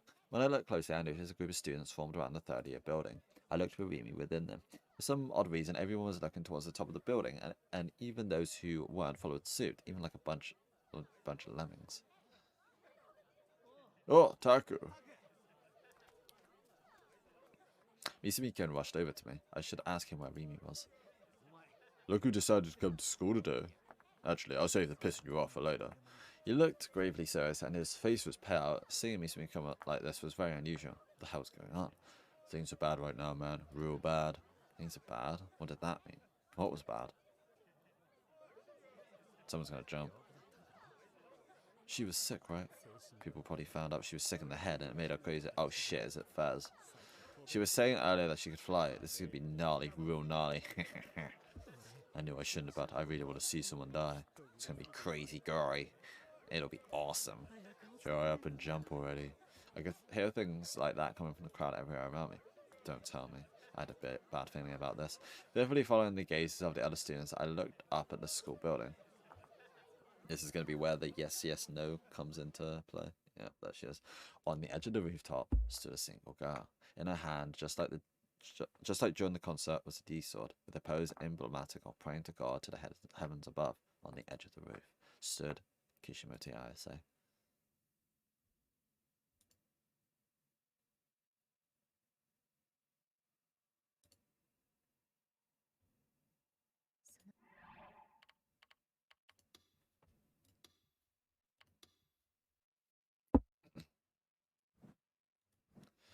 The shadows of the wicked hearts lurk within that body, a presence which the eye cannot perceive. Kishimoto Ayase felt the wind blowing. The cold wind brought with it a faint hint of winter. Her expression inundated with pain. Huge drops of sweat formed on her face as she faced the chilled gales. Even if I tried to split asunder, perpetual nightmares, alas, take shape. The Sumi Academy rooftop was enclosed by a 2-meter-high wire fence. Ayase was standing on the other side of it, occupying a space of only around 30 centimeters. 10 minutes had passed since she had first started standing there. One more step, she would fall from the roof of the 4-story school building. Many students were gathered below Ayase, watching her with bated breath. And eventually become a sword. One that would tear this body apart. Although the police and emergency services had already been contacted, they had yet to arrive, likely due to the earthquake that had only been hit a few hours prior. The teachers were running around in a panic, scrambling to get gym mats ready in case of a worst possible outcome. Yeah, like a gym mat is gonna help. Should they bear the shield of apathy? Yea, souls shall escape the flames of war. And yet Ayase stood completely still, unperturbed by the ruckus below, or rather, she had deliberately cut herself off from the rest of the world that lay beneath her. As she gazed up to the sky, Ayase closed her eyes, her pose emulative of that of a maiden praying to the heavens. Due to her good sense of balance, the wind did not manage to sway her slender body, a fact made all the more impressive by her grasping a sword as long as she was tall. On a battlefield reborn, come foes with malice in their hearts, ill will without compare. The sword, her D-sword, was blinking with a pale blue light as if synchronized with it. Ayase's laboured breathing continued, and then she began to murmur once more. When the time comes, malice shall possess its own will, and thus reveal its true form. The verses she unfolded throughout her murmurs soon vanished into the wind. Ayase opened her eyes and gazed on the crimson sky spread over the buildings of Shibuya. This world is laden with malicious delusions. Everyone thrills from the misery of others. Try as I might to close my eyes, to cover my ears, it is futile. Forever so long now, they have never left me. As she breathed her soliloquy into the air, Ayase pulled her gigantic sword to her chest and gently embraced it with both arms. Curiously, the sharp sword did not leave a single injury on her. I wanted to return to the other world where the greater will resides. And to accomplish that feat, I hewed my heart and accepted it all within, dreaming to be the vessel of chaos. Ayase's face twisted in sorrow, tears quietly spilled from her eyes. Droplets flowed voicelessly, were all swiftly carried away by the wind. However, Gladio quickens increasingly so. There is no longer any time left. I cannot find them anywhere. Not Heaven's Gate, nor the Wise, nor the Guide, nor the 7 divine punishments. Are the Black Knights even real? I have already recited an unending number of verses. If that was insufficient for you, oh, greater will. Ayase spread her arms out far and wide, as if trying to embrace the sky itself, as if trying to show her presence to God on high. Then I should fly. The pale blue pulsated of her sword intensified. Ayase closed her eyes once more, and in that moment a final tear dropped from the corner of her eye. I beg of you, O greater will, take this vessel as an offering. Take my soul away with you. And then, without a moment's hesitation, the girl, without nothing there to support her, took a step forward. Oh. Towards the place I must return. She felt the cold caress in her cheek. Her gaze fell to the earth.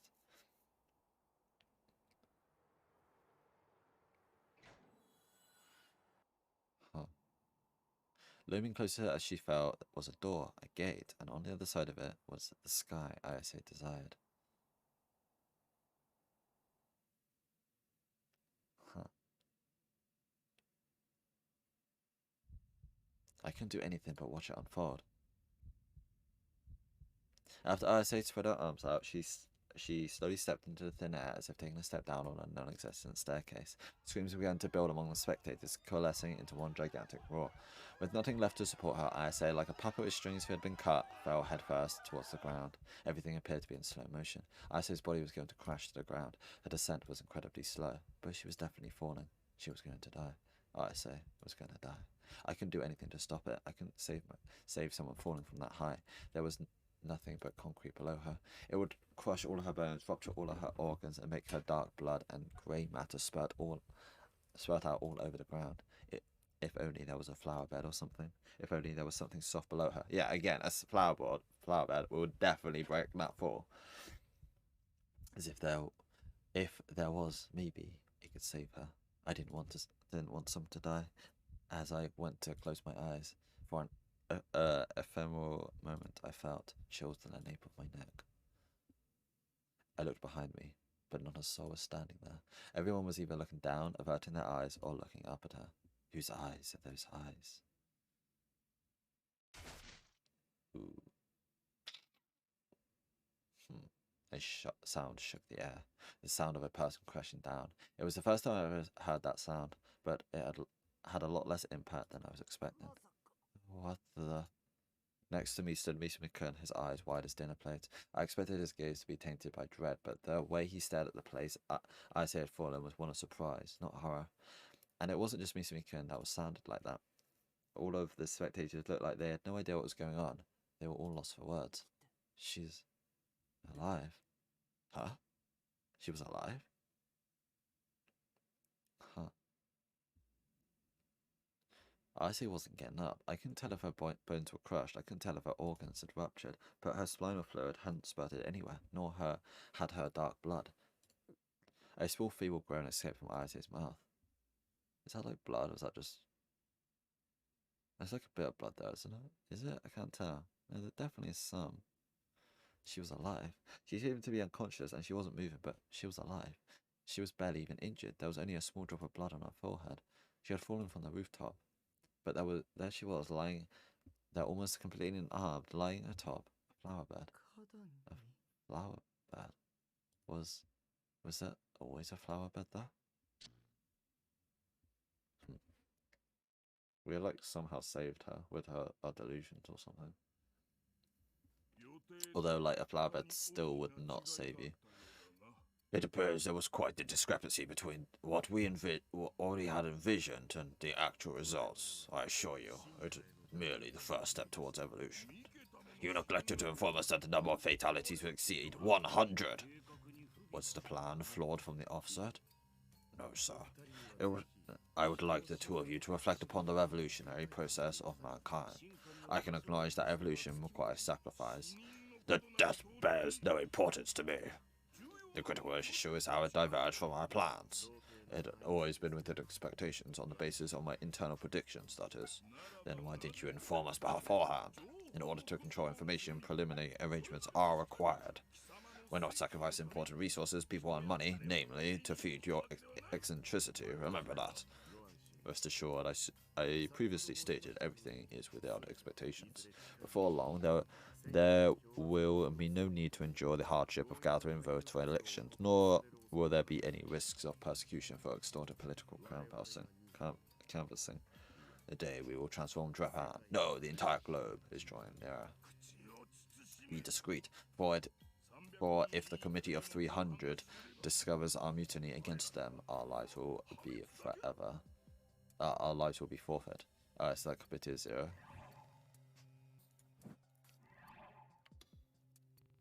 Committee 300, a secret organization shrouded in a mystery.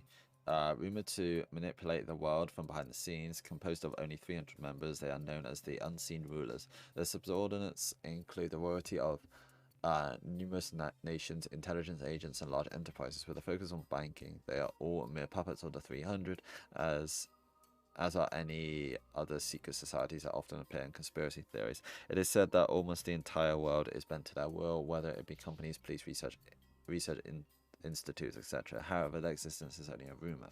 The Committee of 300's ultimate goal is theorized to be the construction of this so-called New World Order under the Worldwide Human Domestication Project. Outside of the few elite, 1 billion humans will be left behind while all others are slaughtered.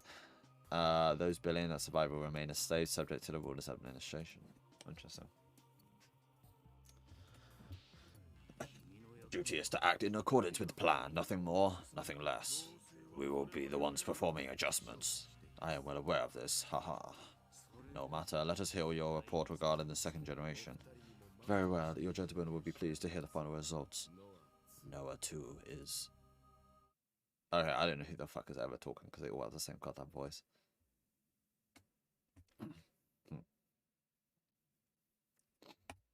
I bolted away from the school as fast as I could, and I ran all the way to the park. Only where I felt like I was about to suffocate did I stop. My lungs were in dire need of oxygen. As I gasped for breath, I took a quick look around the park. There was no one around. There was no one there I was afraid of. Neither Shogun nor Yua were anywhere to be seen. Relieved, I tried to catch my breath. It was almost evening. The sky's blue was slowly turning orange with the twilight. Compared to the insanity at school that had felt so unreal, this park was completely quiet, just as it always was. The incident from before had ended as a failed suicide attempt. ISA had then been taken away on an ambulance, but I had no way of knowing what had happened after that. After going through all that, I gave up on searching for Mimi and came here to the park instead.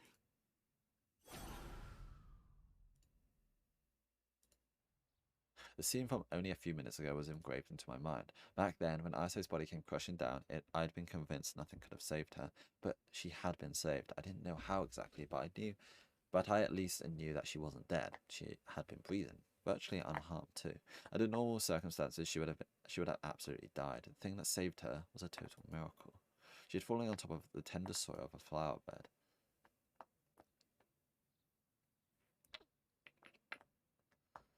Something that was physically impossible. It was physically impossible for ISA to have fallen onto a flower bed because there hadn't been a flower bed there. Just before ISA had fallen, the place where she was going to fall had nothing but the grey asphalt of a parking lot. A number of the Sume teachers parked there. So how had a flower bed just appeared there? Had I done that? It was true that at the time I'd been so frightened that I had a delusion how a flower bed appearing below her could save her. But even then, was it really possible? Was it really possible that delusion had become reality? Okay, let's consider it. First, I had a feeling that I might or might not have special powers. Second, there was a time ISA had split into two, and now I had just experienced something similar to that. So creating a flower bed in an instant, how could I have achieved something that extraordinary? I didn't even have a D-sword. And on top of that, the flower bed had continued to exist even after ISA had crashed onto it. When the teachers had rushed to check on her in the flower bed, their footprints had all been visible. The flowers blooming there, which appeared to be the same ones as in the courtyard, had been trampled over by the emergency services. When I looked up, a number of flowers had either been flattened or had their stems completely bent. And the flower bed might have still been there in that state. The delusion had become reality, and it stayed that way. It hadn't disappeared afterwards, which made it different from ISA's other self, and everyone had accepted the idea that the flower bed being there was only natural. No one even questioned it. Had I seriously done all that? Hey. A sharp voice called from me from behind. I'm guessing that is Senna. Before I even got the chance to turn around, a hand grabbed me by the collar. With no chance to resist, I was shoved violently against the playground equipment. I groaned in pain as my back hit the equipment hard. Yes. Fuck it, that's so good. That was you, wasn't it? You made that flower bed. It was her, Senna. She was the one tossing me around. She continued gripping my collar with tremendous strength. It grew hard to breathe. I tried to fight back by squirming and flailing all around with my eyes, but she refused to let go. Her eyes were filled with a sharp, murderous light. It sent a shiver down my spine. Thinking I was about to die, I shook my head in desperate denial. Don't play dumb with me.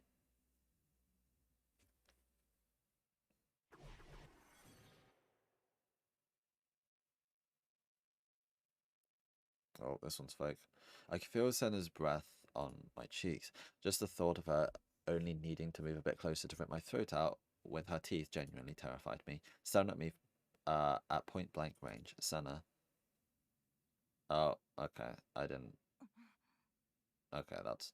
I didn't think it was going to be this kind of good. I guess it always is. First time soft press against my lips. I know that this just completely killed the fucking vibe. I just didn't want her to fucking kill me. I almost want to just go back. I'm gonna go back. I don't want to fucking do that. It's so fucking stupid. Let's just do neutral. How do I?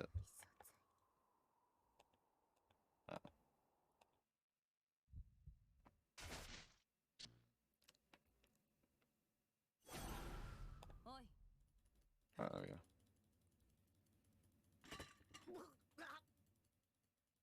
Let's just do neutral. I was so out of place.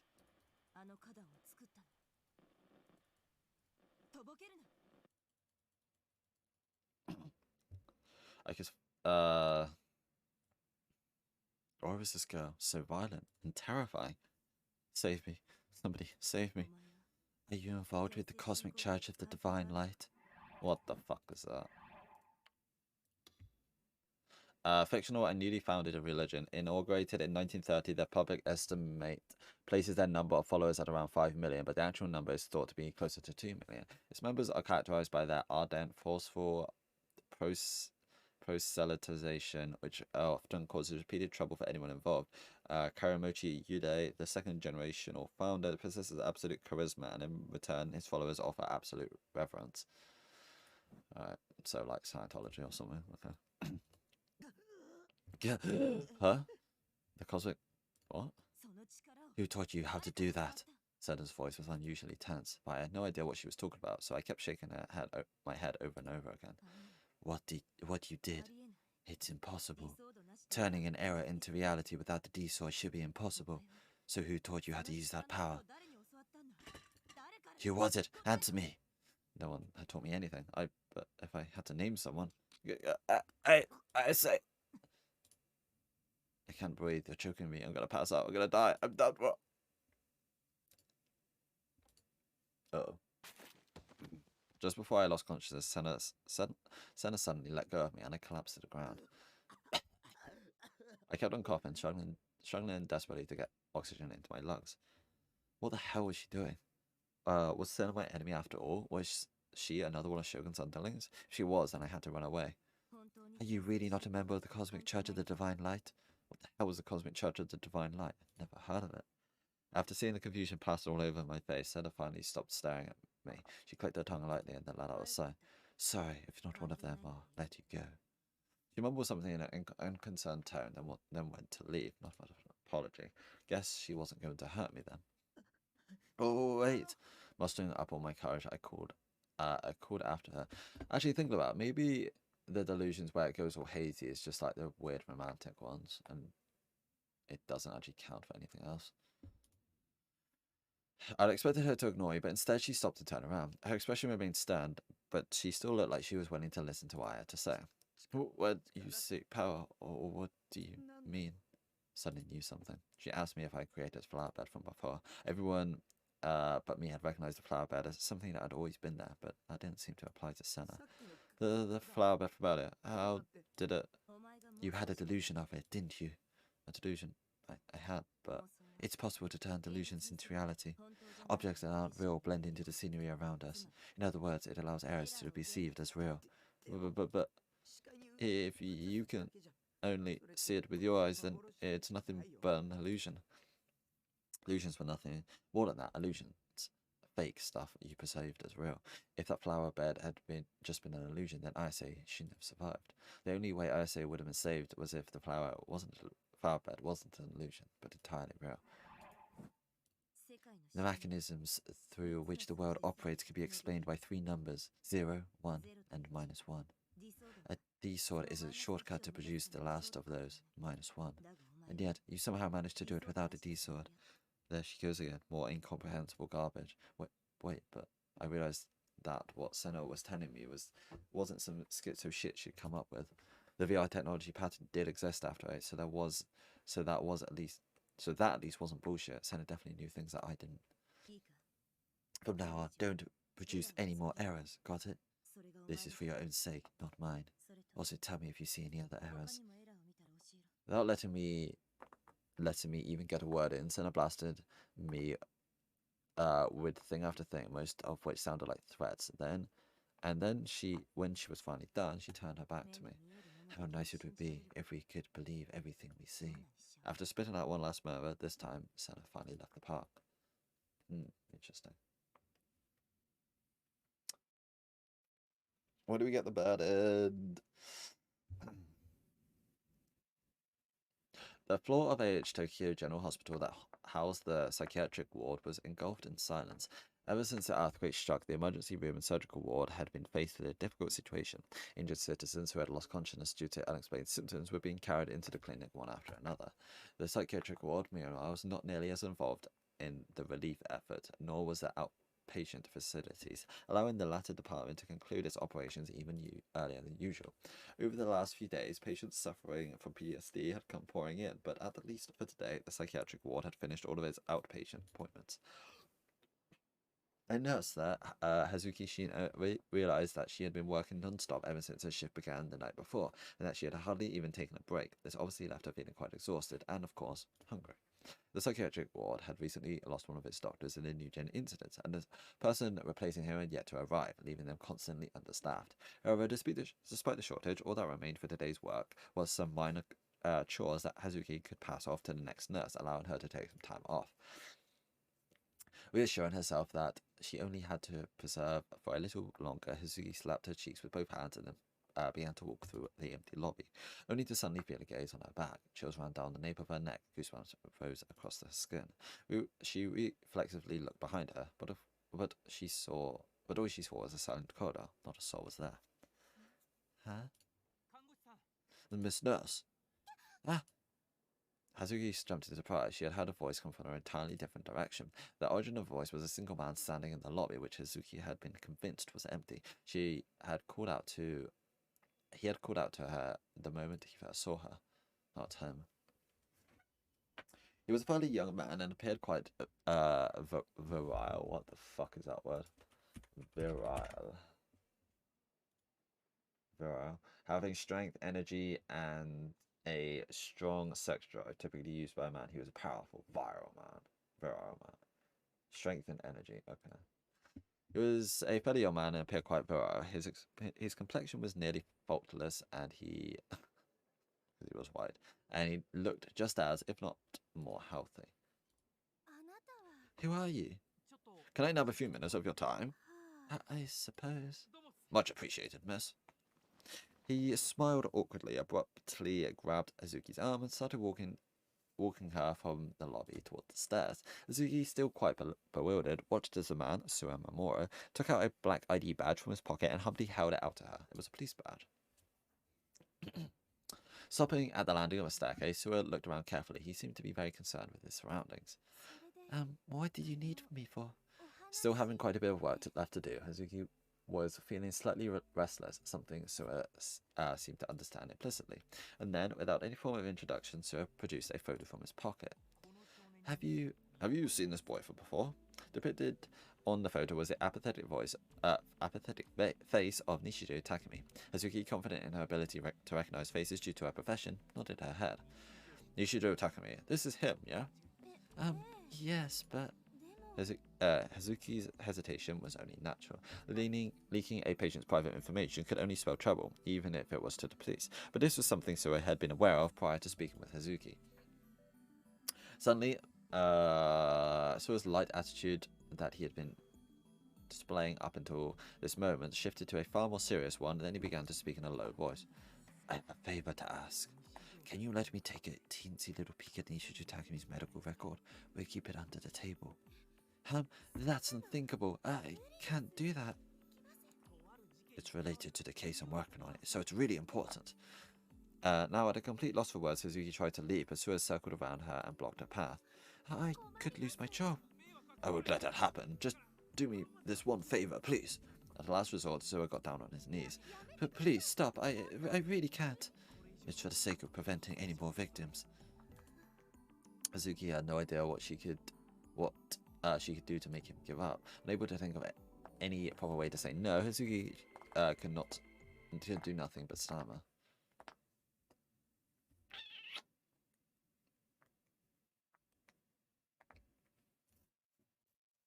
I was in a bit of a daze after Senna left, but I quickly shook myself off of it and dashed all the way back to my base. Luckily, I hadn't been confronted by Shogun or Yua on the way. In the end, I come back home without finding Rimi. With all the insanity caused by an earthquake, the school would probably let everyone go home early. So maybe if I waited a bit, Rimi would show up. In the meantime, though, I'd have to suck it up and deal with my own fear alone.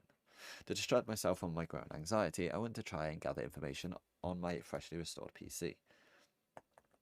Right as I thought that, the notification light on my phone, which I had set right next to my monitor, started blinking. When I opened it, I saw that I had received a text. I thought it was Rimi trying to contact me, but when I opened it... Oh my god, it's Nana me at tucomo.ne.jp. Gotta tell you about school today. Something crazy happened at school today. There was a suicide attempt. It was so freaky. I haven't been that scared in a while. Sniffle. I hope she's okay. Were you at school when it all went down, big bro? Oh, and wow, that earthquake was crazy too. It gave me a really, really bad headache. Though, what was that? What was all that about? So she kind of enjoyed being part of the spectators, huh? That's not fucked up at all. Naturally, I didn't Naturally, I didn't reply. I searched online for information on Ayase. Phantasma's official homepage was still down, and none of the newspapers had reported on her either. Well, I guess they had their hands full with the earthquake, so they couldn't really spend their time reporting on some random indie singer's suicide attempt. Where things were now, I had no way of figuring out how exactly Ayase was doing, so I switched topics. There was way more information on the earthquake than when I checked earlier. Apparently, the death count had risen to 118 and the injured went about 300. Wow, I never thought the fatalities would go beyond 100. The epicenter was Shibuya, and it seemed like the damages hadn't spread outside of it. It had been a seismic intensity 5 quake. According to one article, most of the magnetic media within Shibuya had been destroyed. When I thought about how I wasn't the only one to experience such tragedy, it made my frustration erupt all over again. It was a true, undeniable tragedy. My treasured mirror pics and Eric's save data, they would never come back. That aside, I couldn't help but feel that this was no normal earthquake. 118 people dying wasn't normal, and of course that abnormality had grown into a hot topic of discussion online. You guys think this earthquake was caused by the whose eyes are those eyes guy too? What the hell? Those eyes are those guys for the win. 100%. Who else? How else would 100 people die in SCI-FI earthquake? Like what the fuck, Lamar? Oh shit. Jesus Christ, how were they all such uncaring assholes? I tried to think back to what happened during the earthquake. Firstly, I'd been hit by a tremendous impact. My head had felt like it was boiling, exploding, even a sensation I'd never experienced before. Getting hit by something that bad, dying from shock, wouldn't be all that surprising. Telling myself that I shouldn't stick to just the internet, I decided to watch some news on TV as well. I think that's the first grammatical error I've seen this entire game. My PC had a TV tuner attached to it, so that was why I didn't have nor need an actual TV.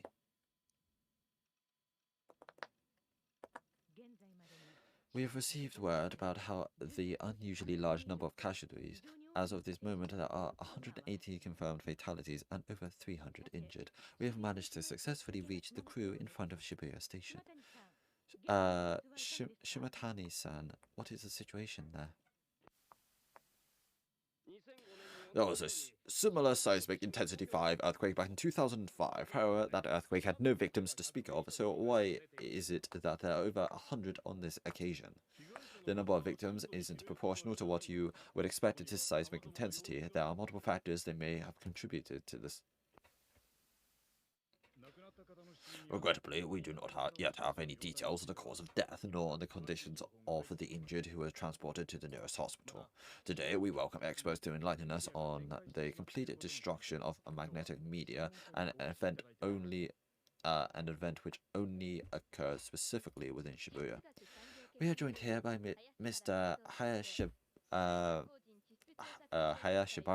Taizu of the Geological Industries Laboratory and Mr. Ozawa Mikihito of the Geological Survey Foundation's Environmental Center.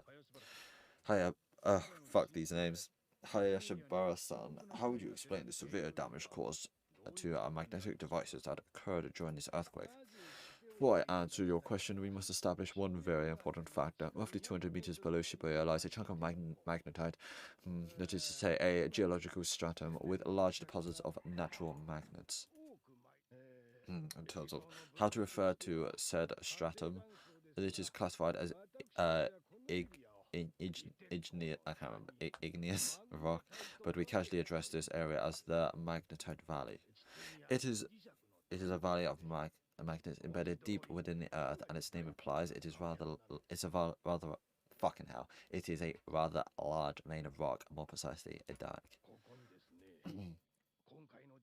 Damn, all these gazes and dikes in this game. Damn.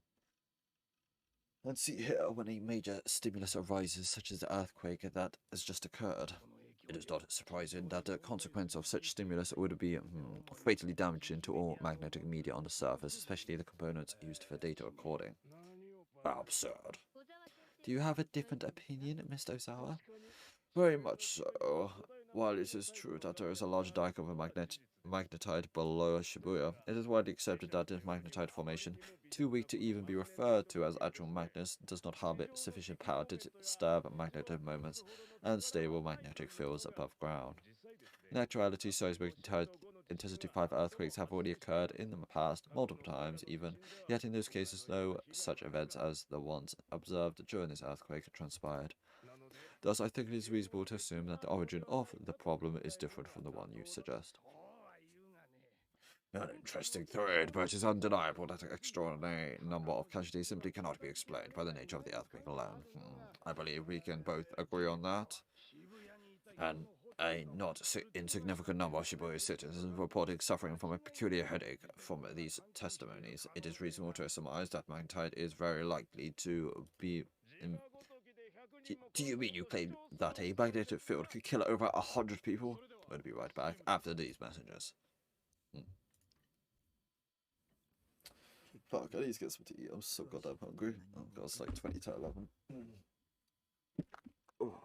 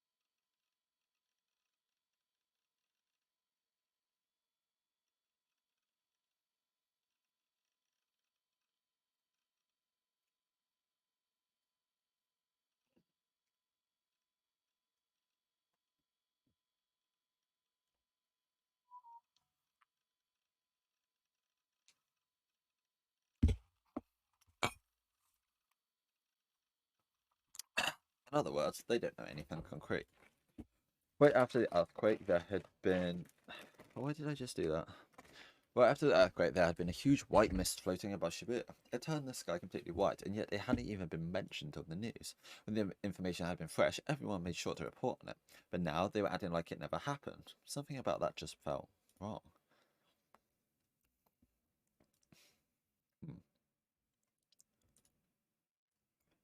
Back to this. The off-hours entrance to Tokyo General Hospital featured an area where the ambulances could pull up alongside the building in order to deliver emergency patients. 2 ambulances were currently parked there, and paramedics were carrying those injured during the earthquake into the hospital. A doctor wearing light green surgical scrubs and the middle-aged head nurse accompanied him were loudly directing the paramedics through the process. The area around the off-hours entrance was already lined with patients waiting to receive treatment, the sheer number of which indicated how busy the doctors truly were. There were 2 types of patients getting carried into the hospital. First, the ones suffering from physical trauma. Patients would come with blood flowing from their arms, legs, and foreheads, their faces contorted in pain, while their state made them difficult to look upon. Their treatment had been relegated to a lower priority.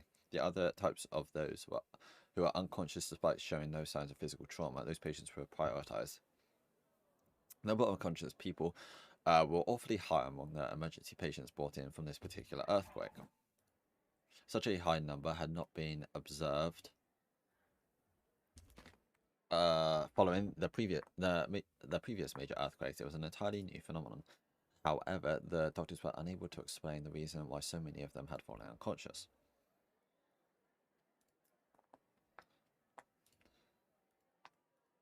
Another ambulance arrived at the hospital, its sirens blaring loudly.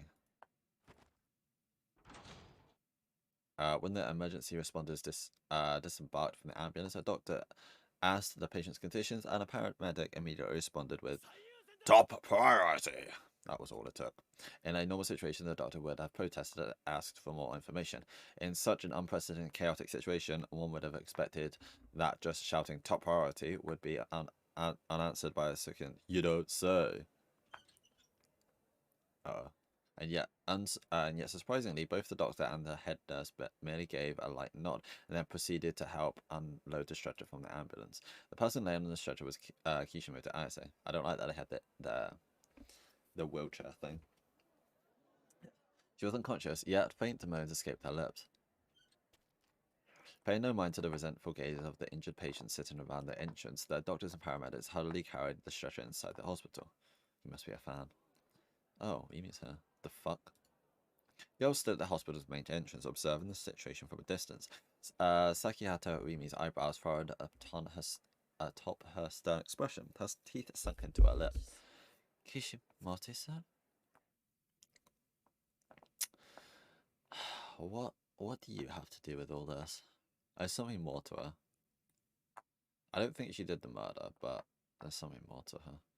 Obviously, I was concerned about the earthquake, but Shogun was way more of an issue to me. I just couldn't get him out of my head. And speaking of which, my headache was more or less gone, but my anxiety had already swooped right on into replace it, as did the depression that came with being alone.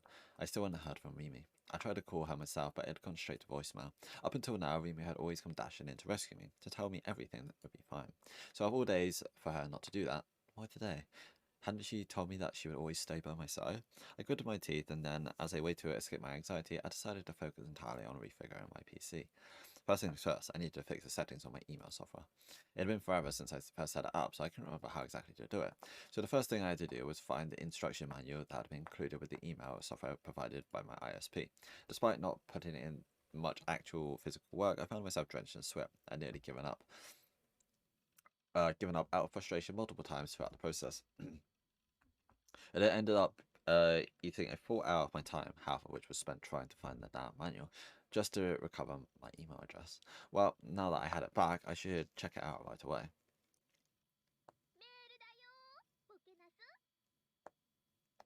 I'm a hopeless perv. Be my fuck buddy. Have mind-blowing sex. You have been gifted an honorary deposit. I had a great time last night. Urgent applicants needed. 20 positions open. Whose eyes are those eyes? By Nanami. By Nanami? The fuck? My husband cheated on me. Ready to fuck a sexy college-age lolly.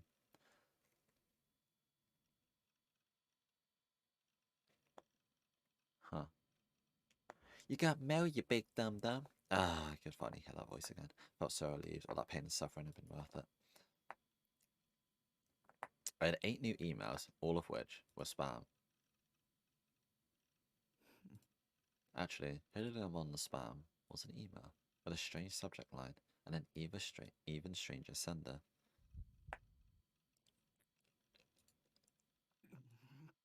I groaned reflectively. What the hell? Was Nanami trying to prank me? If she was, then it was a pretty shitty thing to do. I genuinely wanted to punch her in the face. No, wait a minute. There was no reason for me to get an email from Nanami. She had never contacted me using my computer's email address before. She'd always just texted me on the phone, like she had earlier.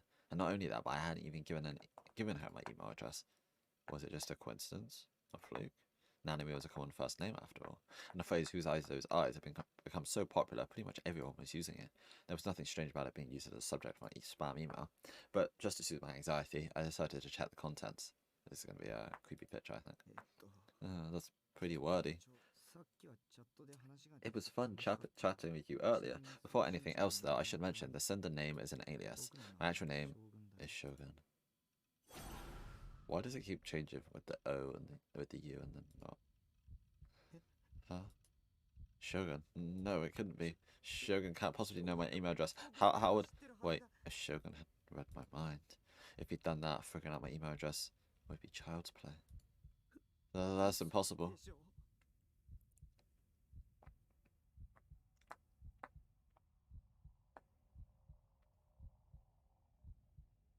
Is it...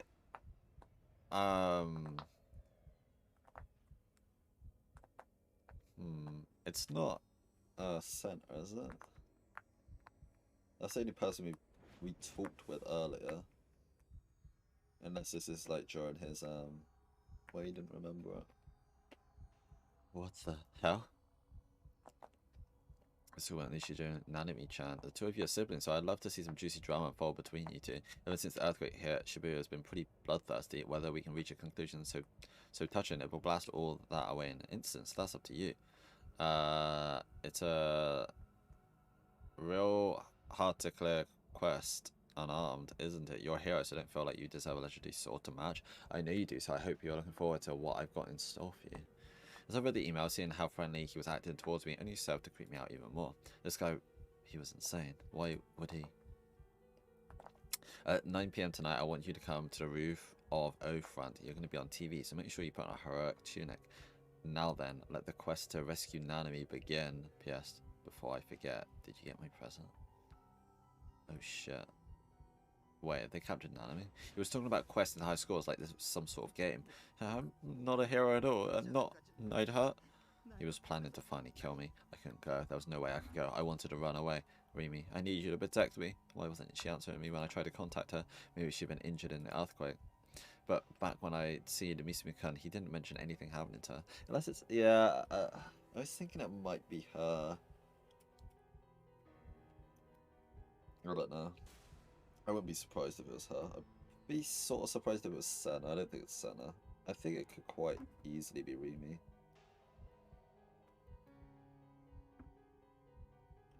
I don't know. But back when I see Misumi-kun, he didn't mention anything happening to her. I picked up my phone and checked if I got any calls or texts from Yumi. It's none. Mimi, where did you... Alright, as I thought that, something stopped me. It was my text. As at the top of the list, I could see the text Nanami had sent me earlier.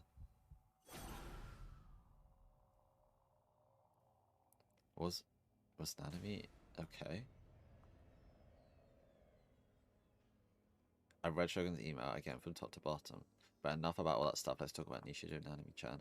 Now then, let the quest to rescue Nanami begin. What? What was that supposed to mean? Forget that, I should just call Nanami. I opened up the address book on my phone, only 3 numbers were registered there. Rimi's, Nanami's, and a number for my parents' house. Nanami was always nagging me to call her. Every time we saw each other, she'd bug me about it. Well, since she asked me so many times, I guess I can throw her a bone. So, please answer. If you don't, I'm never calling you again. I swear to God, if you got injured during the earthquake and you aren't answering me because of it, I'd never let you hear the end of it. I set an enemy's number, I pressed the call button. I put the phone to my ear. Sigh. Congo. I heard nothing. The ringing tone didn't start immediately. It was normal for my phone to take a second whenever I called with it, but right now, that was 1 second of silence felt like an eternity. I was getting increasingly antsy. Hurry up already. Finally, it started.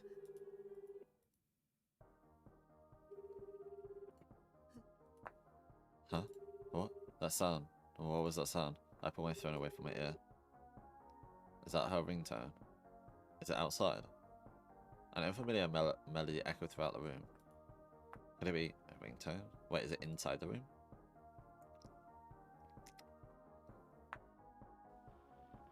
Whose phone was ringing? Well, it's obviously Nanami's. So bad. No, actually, let's just go normal. But with the timing, who else could it be? I shook my head. I had never heard Nanami's ringtone, so there was no proof that the melody I was hearing was it. No proof at all. I was getting scared now. I pressed my phone back to my ear. Hello, Major Bishop. Lurking is totally fine. Hope you're doing alright. Nobody still wasn't answering. Please pick up the phone already. Maybe I should call my parents instead. That'd be the fastest way to get hold of her. Ignore the mysterious ringtone that I'd been hearing the last few seconds. I hung up the phone. Yep. It stopped. The mysterious ringtone stopped. My room suddenly grew quiet. It wasn't completely exact, but I was sure of one thing. The song stopped at almost the exact same time I'd hung up the call. What? I was becoming more and more confused. Not knowing what else to do, I started looking around the phone over and over again, but no matter how much I looked around, my brain refused to process any of it. I was just making myself dizzy. My mind had gone completely blank. Once again, I tried calling Nanami. Maybe this time the ringtone won't play and Nanami will answer the phone. In my days, those were the faint hopes I clung to. Maybe it's like on the roof or something.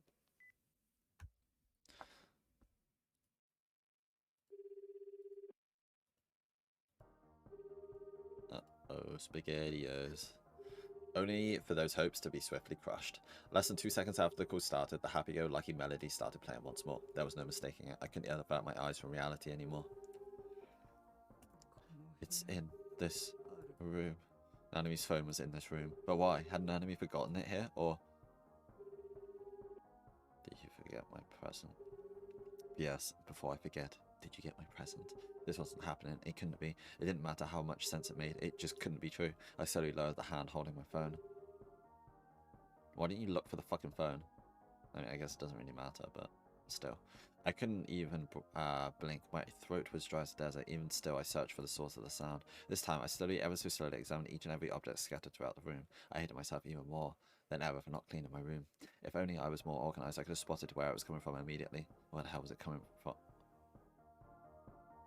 Oh. That box. The song was coming from inside it. It was the size of about 2 Arabic cases. I love how that's his unit of measurements. At first, I thought it was something I'd bought online, but there was nothing printed on it. There wasn't a shipping label either. It's gonna be her head. It was sealed with duct tape. Had this large box always been here? Had it fallen from the bed during the earthquake? No.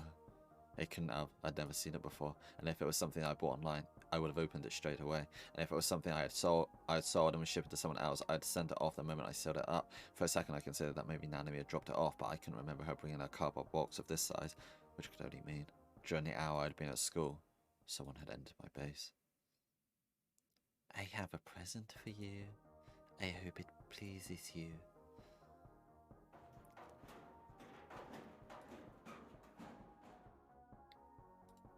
My heart was beating out of my chest. In a panic, I went to check the lock on my door. A chill ran down my spine. Early in the day, when I wandered outside my base, I didn't remember locking the door. And I couldn't blame myself. At the time, I'd been suffering from a stabbing headache and I was really dizzy. When I come back from school an hour later, I hadn't locked the door then either. Anyone could have easily gotten in. Was it Shogun? Had Shogun really broken in? Dude, this fucking Remy is definitely Shogun. I'm putting money on that. I looked at the box again. The song was still playing. Nanami's phone was in there. I nervously lifted the cardboard box. It was heavy. With how heavy it was, there was no way it was just a phone inside. God, it's actually her head. It weighed about the same as 500 milliliters of soda. I was hesitant to open it. I had a very bad feeling about this. No, I reckon it's her hand or something. I don't want to open it. But there was nothing else I could do. I had to open it. I was too worried about Nanami. She was a total brat, but at the end of the day, she was still my little sister. Nanami's phone was in the box. In other words, someone had taken her phone from her. Now then, let the quest to rescue Nanami begin. That had been in Shogun's email. I looked at the clock. It was already past 7:30. Nanami might be in danger. I had no choice but to open it. My heart refused to stop pounding. Large drops of sweat began trickling down my forehead. When the moment I wiped away the sweat with the back of my hand, and then I slowly tore off the shoddily applied duct tape. Please no, please no, please no, please no, please no. Mumbling like a prayer, I opened the box. The fuck is that? Inside was a lump of aluminium foil, packed carefully with cushioning material. I peeked fearfully inside the box, but the phone was nowhere to be seen. The song was coming from inside the foil. Sweat got in my eyes, and it stung. Before I knew it, my entire body had gotten soaked in sweat. No, I can't do this anymore. Why me? Why does it have to be me? I nearly said those tearful complaints out loud. I pleaded with Saratan for comfort, but she didn't say anything. A myriad of delusions swelled within my head, so much that it felt like it was on the verge of exploding. I couldn't even focus hard enough to have a delusional conversation with Saratan. My mind was racing so fast I couldn't even think straight, and yet despite the near shutdown of my brain, that happy-go-lucky melody from the phone assaulted me relentlessly. I'm gonna open it. Having made up my mind, I pinched the edge of the aluminium foil with my fingers. To head or hand. Closed my eyes, held my breath, and tore off the aluminium foil in one go. I could hear the song even more clearly than before. I was too afraid to open my eyes. I tried it as hard as I could to catch my breath, but to no avail. It was fine. Everything was fine. There was nothing to be afraid of. It was just a harmless prank from Nanami. Wait. Just wait. Any second now, Nanami was going to burst into the room with a big smile on her face, yelling, "Surprise! Ha! Gotcha!" Yeah, I was sure of it. There was no reason to even consider anything else. Once she did that, I lay into her like never before. Then I talked to her. Then I never talked to her again. Go on, Nanami. Prove me right. I had to open my eyes. I couldn't keep staring at the darkness. Not looking at it was only making things worse. All it did was force me to imagine what horrors might be inside. I couldn't handle any more terrifying delusions. And so, I slowly opened my eyes and saw it. Yep, fucking told you it was her hand. Fucking called it. Oh, with the bangle too, and the froggy. Oh my god, she got it in her hand. Oh, I did call it though. I did call it. I thought it was gonna be her head, but he was like, it was what, lighter than that. I'm like, oh, okay, I reckon it's her hand. That's cool though with that. Oof.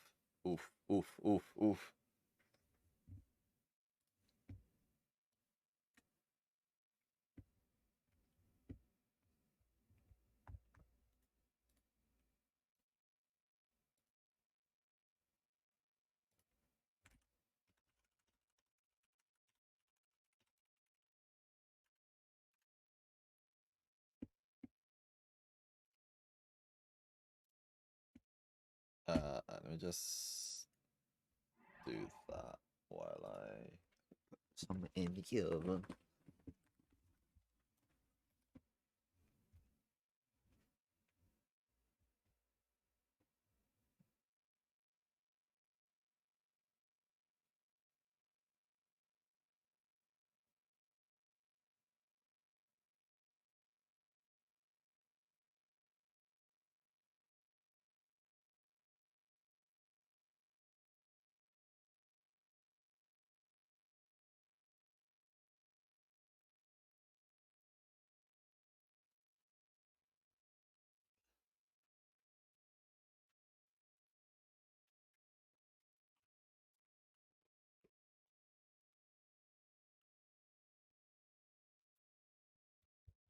Not gonna lie, I'm kind of glad it wasn't a fake out. I was sort of worried it was gonna be.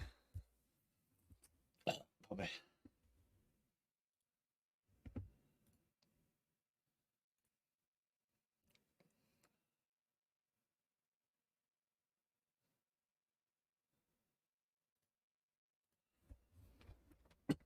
Ugh, mummy.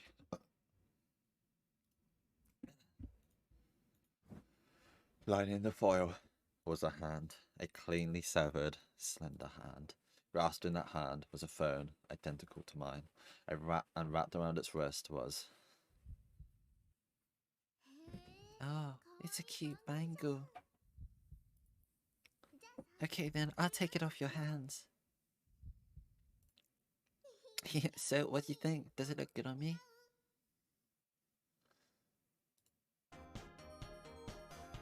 This is what the bad end is gonna be, is letting her die, I guess. A yellow leather band at a tan crimson. A bangle.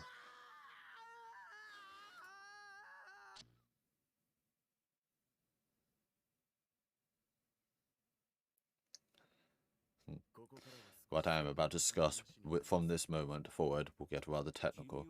You are a former doctor, are you not? It would be most appreciated if your explanation remained clear and concise, much like you would be with a patient. I will strive to do so. Now then, within the human brain are hundreds of millions of cells. Each of these cells are linked together by microscopic, slender threads. You may think of these as if a circle of people were clasping hands. In actuality, however, positioned at the edge of each nerve lies an extremely narrow space between these sets of aforementioned hands. With information is sent via electrical signals to a brain cell, microscopic molecules of dopamine are transmitted to the palm of a cell's hand, perhaps akin to a thrown ball.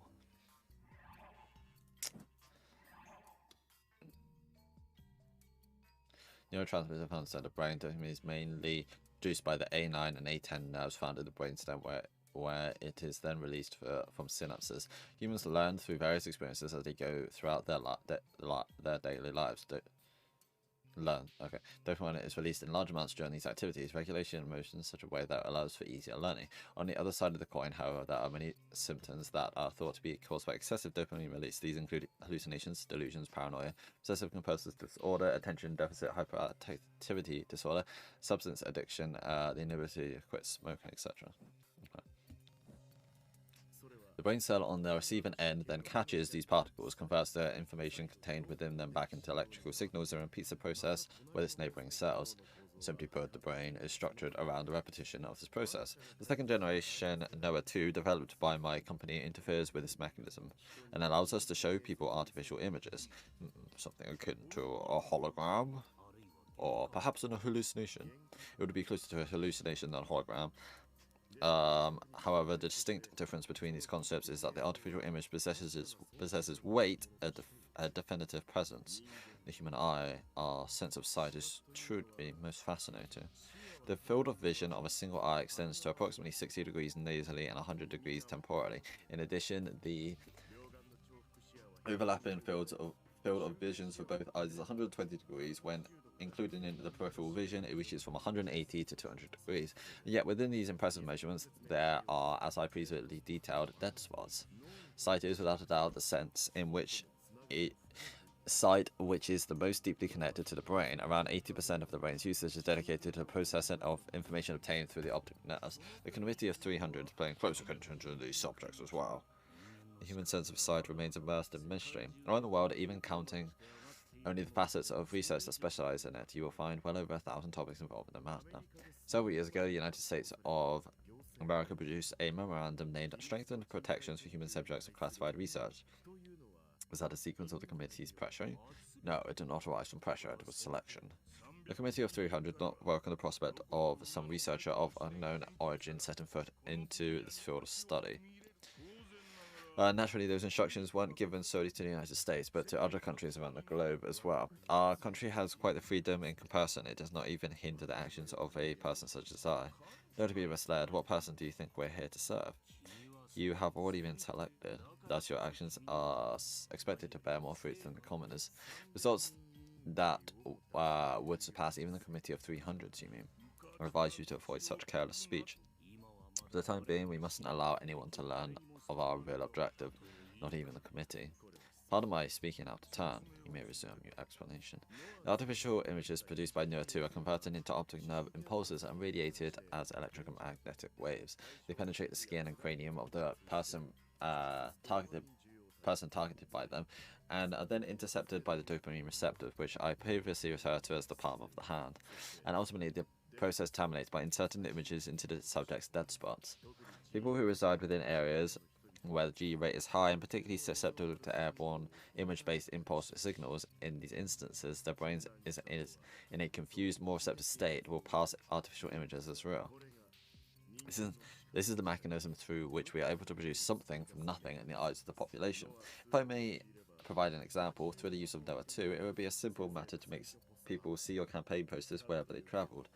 However, one prerequisite must be fulfilled. The people's biorhythms must be in a high state. Inducing will through illusions, it is a mechanism quite comparable to the silent weapon. Device designed to implement mind control on a global scale, they allow for the automation of society and the enslavement of all humanity except for the few elite. Based on the top secret documents, silent weapons for quiet wars discovered in the United States. As long as the requirements are met, one may transform the world perceived by the subject as they see fit. Does that mean its power equal to the Gigalomaniacs? That is correct. Noah 2 could be very well described as a mechanical Gigalomaniac. If it begins operating according to theoretical values, it will soon be able to reproduce a power that is equal to, no, greater than that of a Gigalomaniac. But what of its practical range of effect? Wouldn't it be electromagnetic waves leaking to the surrounding area? If so, that foregoes any hope of multiplicity of use. We have no desire to conduct indiscriminate brainwashing. Subjects are meaningless if they cannot be precisely selected. Why not? A certain factor has been implemented for that very purpose. I may direct your attention towards the monitor. What is it for these low-life scum? Within my company, they are what we call porters. Oh, that was one of the guys in the park, right? They had one of those. Yeah, they had one of those backpacks. More precisely, one could perhaps refer to them as mind control units.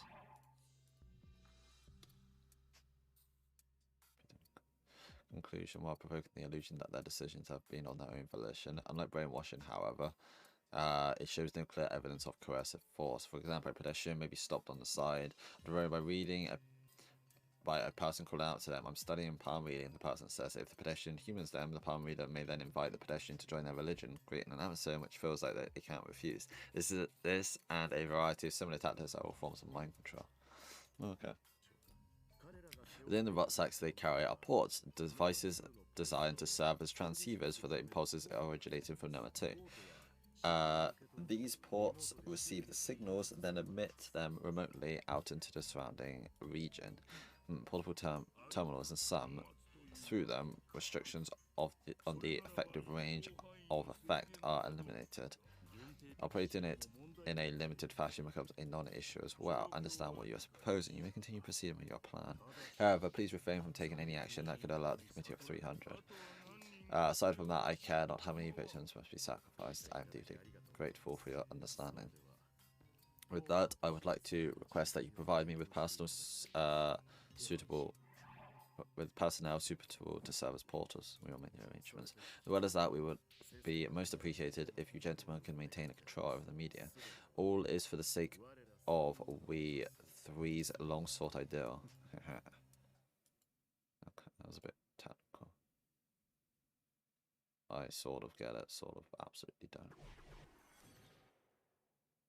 Why would they do that right in the middle of the hand thing? Okay, this is a delusion. Taki! Hey, Taki! Can you hear me? Yeah, I can hear you, Saratan. So I've been thinking, we should just quit the game. Game? I know that Nanamichi is your precious little sis, but it's probably already too late. It can't be too late. It can't be. I mean, when you get your arm lopped off, you usually bleed to death from it. It might be different if we were in a game, though. I really don't like those eyes. I felt like I didn't notice them before. I guess it's a new outfit, but kind of weird. Oh, why? Oh, wait, Nanami. I'm sure this is already game over. There's going to be a thing soon. I like how it's going quite meta.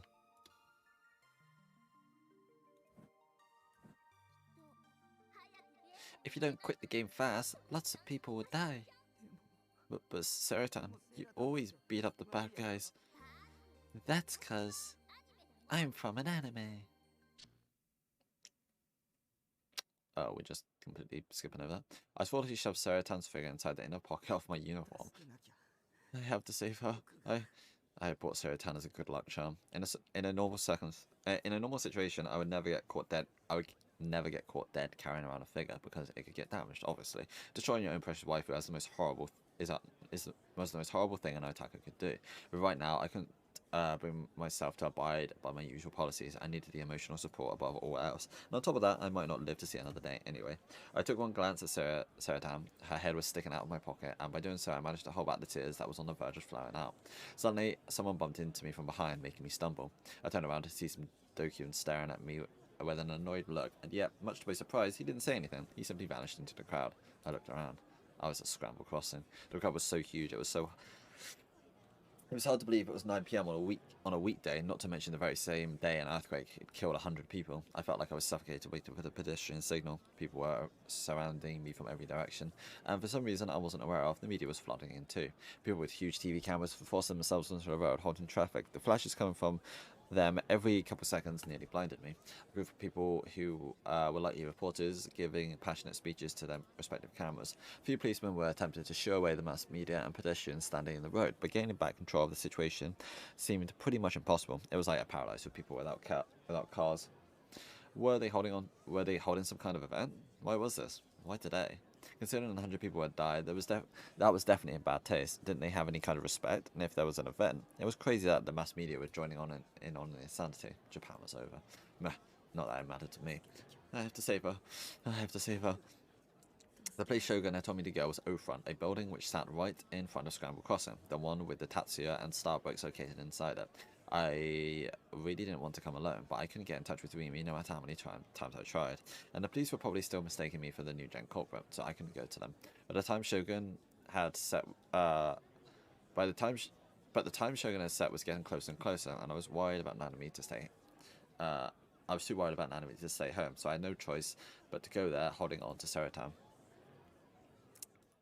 I carved a path through the sea of people and somehow managed to get inside O-Front. Unfortunately for me, it was pretty crowded inside too, but I didn't even have the strength to get upset about that.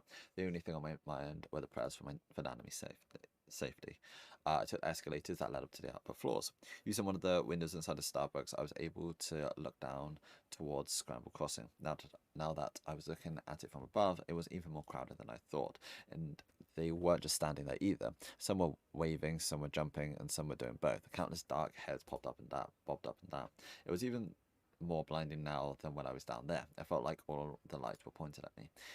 With each new floor the escalator brought me to, my heartbeat got faster and faster. I took out my phone to check the time.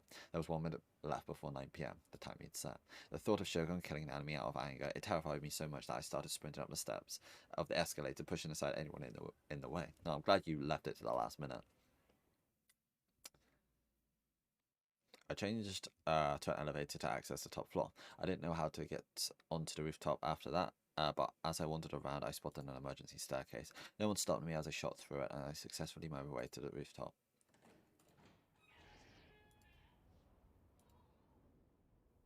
A strong wind was blowing. Considering it was the end of October, it was weirdly lukewarm outside. It took a minute, but I soon realised it wasn't a natural breeze, but one blown by the outdoor AC unit.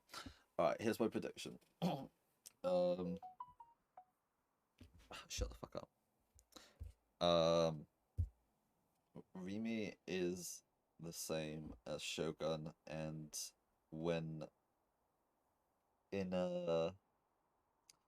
that delusion where he was all alone at Scramble Crossing, and then she appeared like out of nowhere. Basically, he had like changed his form or something, or changed like his reality to change forms between them. I reckon it's gonna be something like that. I don't think she's innocent. That would be really dumb if she was. It'd be like the craziest red herring ever. A strong wind was blowing. Considering it was the end of October, it was weirdly lukewarm outside. It took a minute, but I soon realised it wasn't a natural breeze, but one outblown by the outdoor AC unit. I buttoned the front button of my uniform so that Saratan wouldn't fall out. Thanks bunches, you big dum-dum. You're welcome. I felt a slight sense of relief when I heard Saratan's voice in my head. Saratan was with me, so there was nothing to be afraid of. I desperately tried to convince myself of that. Before that moment, I had yet to realise how dark it was. The only source of light was from the back of the lit O-Front sign. Ironically, the neon lights for the surrounding buildings were too bright for me to see anything. If someone was hiding in the shadows, I would have been incapable of seeing them. You are late. My heart heartbeat, which was starting to finally come down, skyrocketed once again after hearing those words break the silence. I looked all around me, but I was unable to figure out what direction the voice had come from. Then I heard a sound, a squeaking sound that I heard several times before. This time I deliberately focused my gaze into the rampant darkness. There I spotted the glow, the backlit outline of a wheelchair's wheels.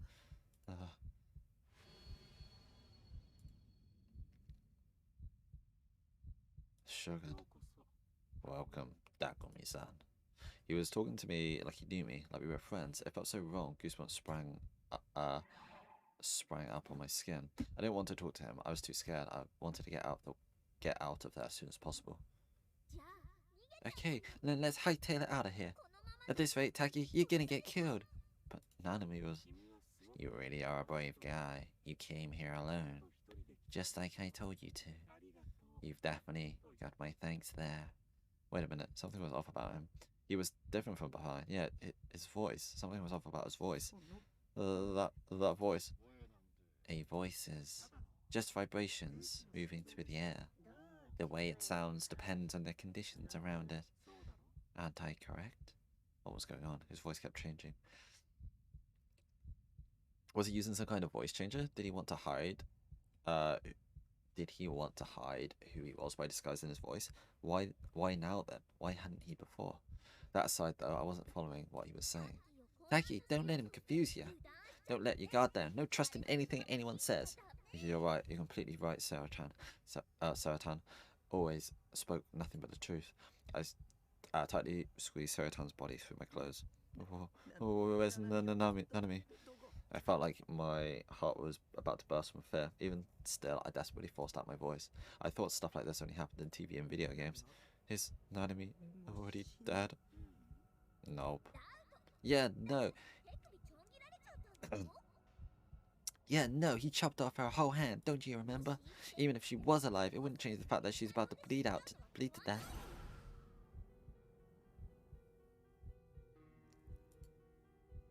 Tears began to flow. An enemy's sullen face appeared in my mind. Honestly, she was a brat, a really annoying one. And yet, despite that, I was so sad. Sad enough for tears to flow. Nanami is her little sister, my precious little... Why did you kill her? That's horrible. Do you think she's dead? Did you even consider that the hand I sent to your place was someone else's?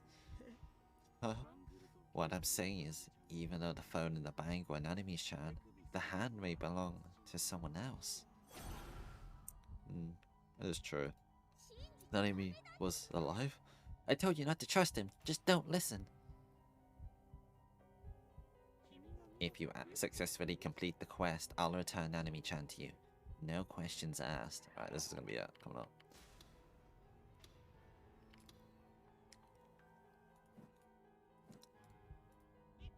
Alive, of course. Quest. Shogun had to use that word again. Did he want me to think of it like a game? But the real me wasn't a hero. He wasn't anything like one. However, if you aren't able to complete it, Nanami-chan won't be coming back. Suddenly, Shogun's voice became cold as ice. Getting scared of some old guy like this was pretty pathetic, but this man wasn't normal. This man was the new gen culprit. I'm sure I don't need to explain what will happen if you disappoint me, so don't let me down now. You can do it. Why me? Can't you pick someone else? It has to be you. But why? You are the chosen one. I was the chosen one? Don't get the wrong idea, Taki. When he says chosen, he's talking about how you're the next victim he chose. The tragic end of all the new gen victims flashed through my mind, sending shivers down my spine. Don't you remember what happened at noon today? I'm sure you do. At noon? At school, you saved Kishimoto Ayase. Shogun had also mentioned Ayase's suicide attempt in the email. He must have been observing the whole debacle from somewhere. Or maybe he'd been mind-controlling Ayase. Maybe he was the reason he tried to kill herself. She tried to kill herself. Thanks to that flower bed, Kishimoto Ayase survived. Do I have that right? Shogun knew about my power. Back at school, no one even questioned the existence of the flower bed. The only one that had was Senna. Then she'd gone on to accuse me. You have a delusion of it, didn't you? You had a delusion. Taki, deny everything Shogun's saying to you. Go on, give it everything you got. Alright, maybe the entire reason why Shogun was following me around was he was trying to kill me. Why was he trying to kill me? It was because I had powers. If I had claimed that I didn't have any powers, maybe he'd let me off the hook. I don't have any powers. Powers? I don't recall saying anything about powers. Shit. You don't have any powers, Taki. You're just an otaku freak. You don't have what it takes to be a hero. You're just a harmless shut-in that likes to fap over me all the time. Ain't that right? Yeah. The idea that I had actual real-life powers is nothing more than shitty bullshit I'd dreamt up. I'd almost been convinced by what Sen and ISA had told me. But those two were raging mental cases. They weren't right in the head, and I would be much better if I actually just believed them without a second thought. Even Mimi had said it was delusional. Would you mind explaining what you meant by that?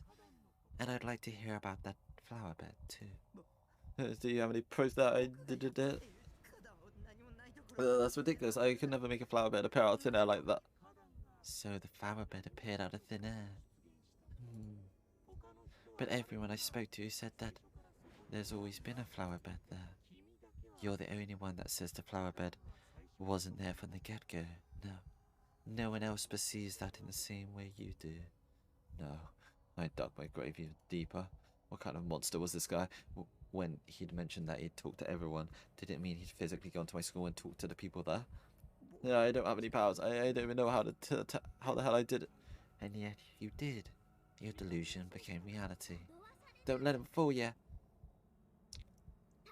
Taki, do you really think you'd have some silly old powers? This ain't some anime world. You live in reality. You don't. You don't. Can you prove that the flower bed and the two Ayaseki were real? You can't, can you? Did you touch one of the Ayaseki when she split herself in two? No. So it's probably an illusion, right? You're probably just scared of being chased by Yoichi and the police, so you start seeing weird stuff. Then what about the flower bed? It's the same thingy. The flower bed was there from the start. You were all dizzy when you went there and tried and find Rimichi. Yeah, and you only checked it if the flower bed was there after Ayasachi fell, right? If no one questioned the flower bed appearing out of thin air, it means that's because it was there from the beginning, ain't that right? You just made a little boo-boo, Ataki. So don't you dare let Shogun fool you with his lies. The flower bed was there from the beginning. I repeated what Saratan had said. At first, I assumed it wasn't there, but I was wrong. It was just illusion inside my head. After what everyone said, a flower bed had been there, right?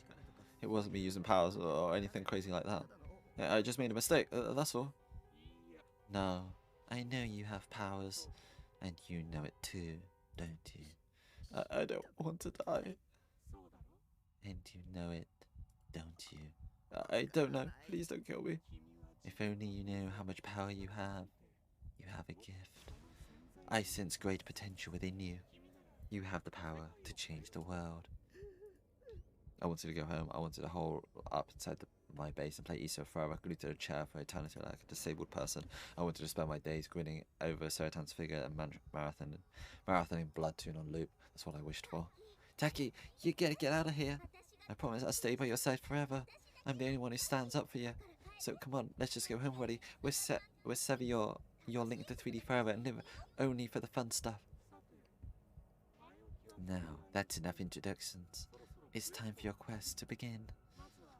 First, I want you to move to a spot where you can observe the scramble crossing below.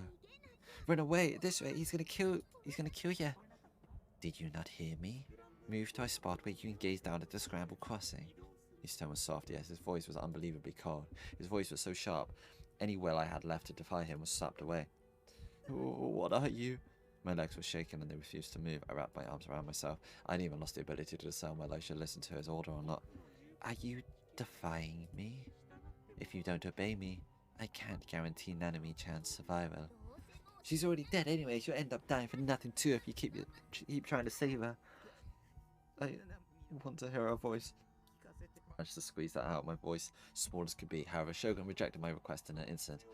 That won't be happening. You should really consider the position you're in. Didn't want to think about Nanu's death. I didn't want to imagine her dying. I was too afraid that if I imagined it, it would become real. In the end, I relented. I started walking to a spot where I could look down at Scramble Crossing like Shogun had ordered me to. I could barely see where I was going. If I wasn't careful, I could easily trip and fall. On the side of the rooftop facing Scramble Crossing, a transparent acrylic plate protruded up like a wall. It was about 3 stories high. As I approached the wall, I could hear the tumult of the crossing below. A single woman's voice caught my ear. It seemed like it was coming from the jumbotron mounted on a neighboring building. Do you see the broken part of the acrylic plate wall, where the hole is? I wiped away the cold sweat on my forehead, and then moving my eyes, I looked towards the wall. Just as Shogun had said, there was a hole where a single person could pass through. It had an unnatural shape to it, like it had been smashed open. It's clearly been destroyed by human hands. Of course, there was nothing beyond the hole, only a sheer 8-story drop leading straight down to the concrete below. Take a step out there and greet the spectators below. Huh? What had he just said? Shall I repeat myself? I want you to lean out of that hole and greet the people below. He couldn't mean. See, he wanted to kill you, Taki, 100%. I gulped. Was this how he got the 5 people to jump off? It really was exactly as Saratan had said. There was no way out of it. I was going to die. He was going to make me jump down from here and die. I can't. Oh, I guess the bad end might be me dying.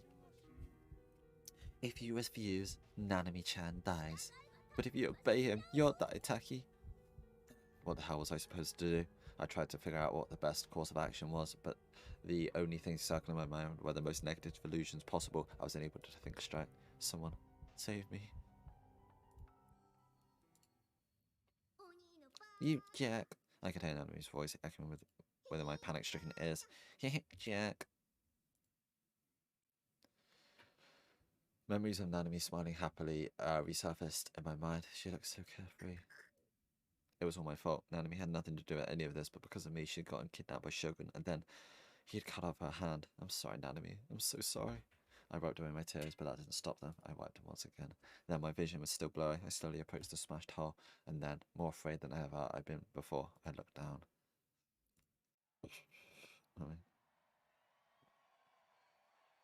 Are they all looking at us?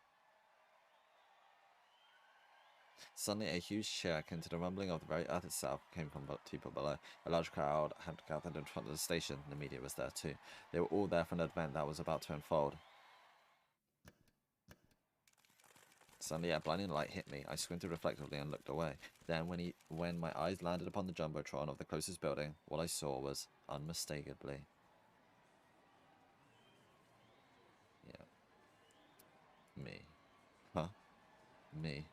On the jumbotron was my own face covered in tears, and with my mouth hanging half open like an idiot. My back was hunched too. For a split second, I thought I was hallucinating. A chill ran through me as I thought that someone was secretly recording me somewhere.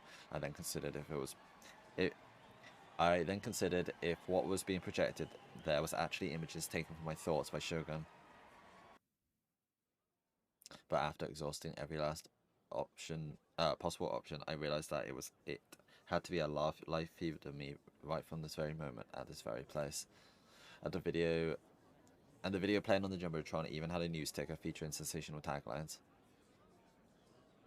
Live from the Shibuya Station Plaza, the amazing Esper Boy finally makes his debut. Esper Boy. The ticker commentating the situation was situated along the bottom of the screen. The amazing Esper Boy, endorsed by the psychic of the century, Yuri Brightman, appears. Don't miss this one. Will he divine the new gen perpetrator's true identity? After reading it, I finally understood. I finally understood what the media and the spectators on the scramble crossing below were looking at. It was me. Don't look at me.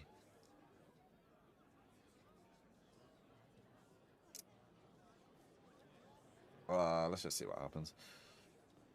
Why were they fixated on me? Esper Boy? What the hell was that about? Did any of them have any idea that would happen today? We got hit by a damn earthquake, a seismic intensity 5 one. Over 100 people fucking died. So why? Why were every one of them?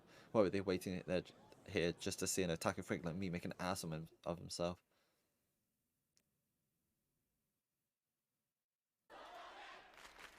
Who's us? are those eyes? Cha-cha-cha. Whose eyes? Cha-cha-cha. Are those eyes? Cha-cha-cha. It sounded like a fans cheering from the bleachers at a soccer game. But soccer. Blech. Or maybe a volleyball game. The entirety of the Dokuns who had gathered in Scramble Crossing had all began chanting in unison. Maybe this was planned, part of the event, or maybe Shogun had mind controlled them into doing it. They all followed the same rhythm as they raised their hands overhead and shouted the same words. They were all insane. I was horrified. The chant was not stopping. In the midst of the chant, I could hear the high-pitched voices of female Dokuns. Takumi, look over here. We love you, Takumi. As I listened closely, I noticed the one thing they all had in common. They were all making fun of me. To them, they were just having fun and laughing to their heart's content. Everything was fine as long as they were having fun. A festival dedicated to my sacrifice. A true shit show. All I wanted to do was join in, make fun of myself the way everyone else was. Every last one of them was a Dokun. Nobody would be coming to my rescue. Everyone who'd come here wished for my death. Crowd psychology was going to kill me. Not out of hatred or fury, but simply because that was what everyone else wanted to see. No, I don't want to die. I was scared. This close to pissing myself. I had never felt so close to death before. It felt like my consciousness was drifting away, and now I was like a child throwing a tantrum. Please, I don't want to go. I started to cry. I hoped that by doing so, Shogun would let me go. I hoped that by doing so, the crowd below me would feel sympathy for me and come to save me. I hoped that by doing so, the police would realise I wasn't the culprit, just an innocent otaku freak, and then they would come and save me. I hoped that by doing so, my parents would be watching TV at home. Who would be watching TV at home would come and take my place. I hoped that by doing so, Rimi would come by rushing and save me. I hoped that by doing so, I would suddenly wake up and realise that this was all a dream. With this myriad of hopes in my mind, I shook my head desperately and cried out for my sole wish. I don't want to die. And yet, if you take one more step back, Nanami-chan dies. Shogun's tone hadn't changed at all from before. You're already standing on the stage. This is the perfect place for your awakening, don't you think? Everyone who's gathered here is waiting for you. If you disappoint them, they may turn into an angry mob and chase after you. When he said that, I froze, unable to take a step back or look behind me. Quit your worrying. He's just trying to scare you. Nanamichi's already dead, Taki. Running away right now won't make you a bad person, I promise. Even if that were true, I want you to focus on the scenery standing before you. Shogun's voice was very calm, which somehow only made him all the way intimidating. I couldn't even find it in me to say anything back. There is only one task you have to do. No, I can't. I jump out, I'll die. No one said anything about about doing that. Oh no. Huh? Oh, was I wrong? Then did that mean I didn't have to die? Without moving an inch from that spot. I want you to find your D-sword for me. Find my D-sword? How? I've been searching for it as hard as I could for a long time, but I'd never even gotten close. It was completely absurd to think I could suddenly find it just because he'd ordered me to. A D-sword can be a D-sword can be referred to as a delusionary sword. Do you understand that much? No. Don't let him fool you, Taki. These swords aren't real. A delusion becoming reality is just plain stupid. I'll never find one. Before you came here today, you'd already run into several others who had swords. Isn't that right? So surely they taught you how to get your hands on one. Remember what they said? The sword is that which bends fate to its will. The sword is which converges all sorrows. The sword is which interferes with the transcendental place. It is akin to another space, another possibility within the same dimension. Dude, this frame rate. Or perhaps a delusion. Stating it that way does not provide much in the way of meaning. The soul which we can know for certain, however, is that the sword exists within that region. It was there before I knew it. At first I did not perceive it, but when I ever so slightly altered my perspective, it all became clear. Perhaps it is already visible to you, Takumi. You just aren't seeing it. About the world, study its mechanisms. Alright, BRB. Need to grab my foodies.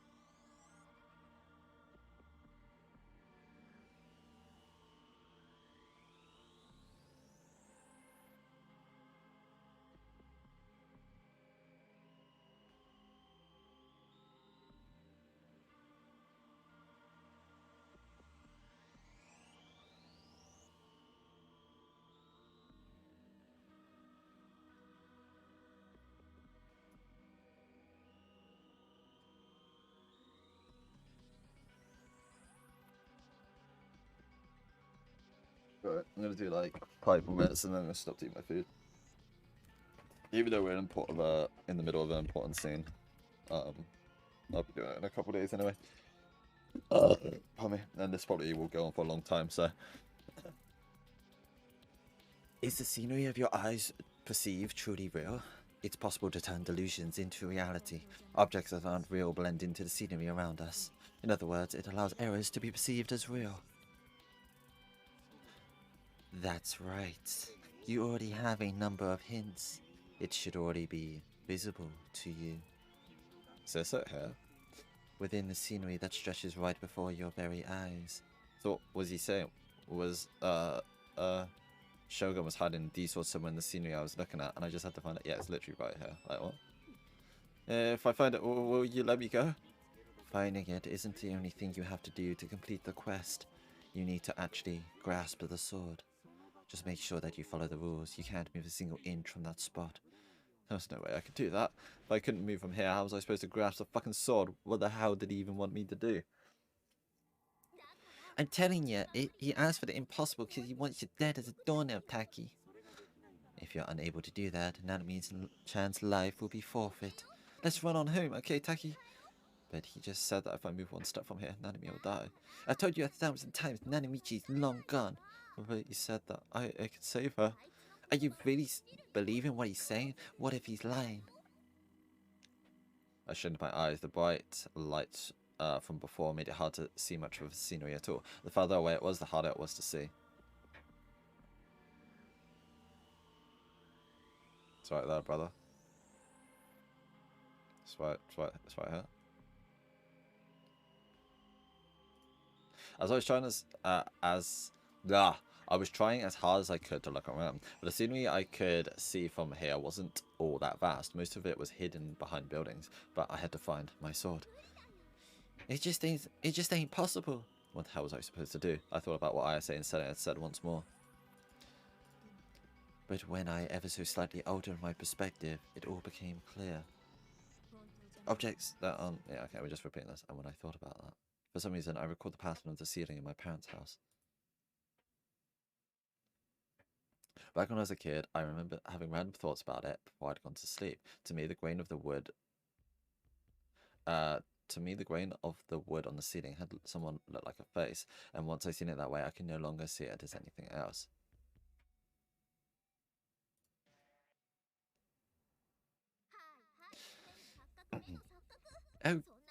Oh, get it. It's just your eyes playing tricks on you, optical illusions, all that stuff. There's all sorts of stuff like that with wood. She was right. This didn't really compare to wood patterns, did it? Cut it free, Shogun murmured, his tone as detached as ever. If you can see the sword, all you have to do is cut it free. I know you can do it. Okay, that's total nonsense. He's just saying random stuff. It's possible to turn delusions into reality. Just like that flower bed, just like when Asia divided herself in two. But the last time I tried to materialize a real D-sword, I tried using the delusion on the fake one, but it didn't work. I shook my head once more, then scanned the scenery visible to me from here. My dude, it is right here!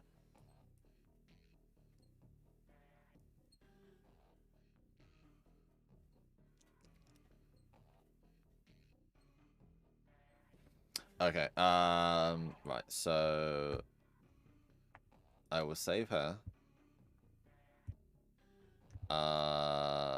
We will get the bad end, and then I'll end, and then we will go back and carry on the good end. So we just got to click no, no, no, I think.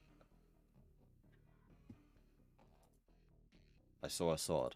No. N. No. Okay. No.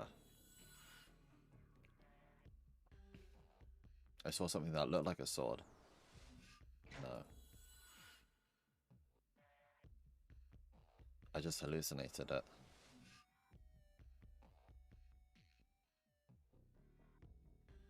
No.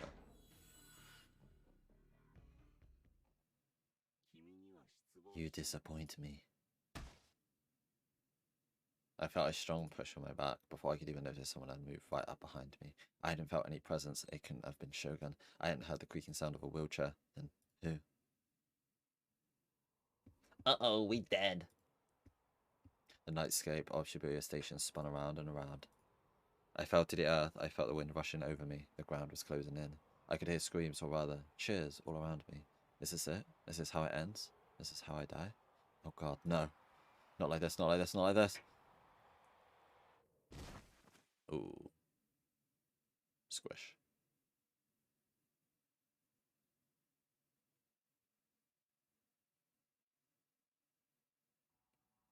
Yay! I thought I was gonna get an achievement for that. What is this bullshit? Right. Right. We will load back up. And we will do that. Imagine like everything was deleted. And we will carry that on Tuesday. Yes, Tuesday. All right. Socio Pickle Boy.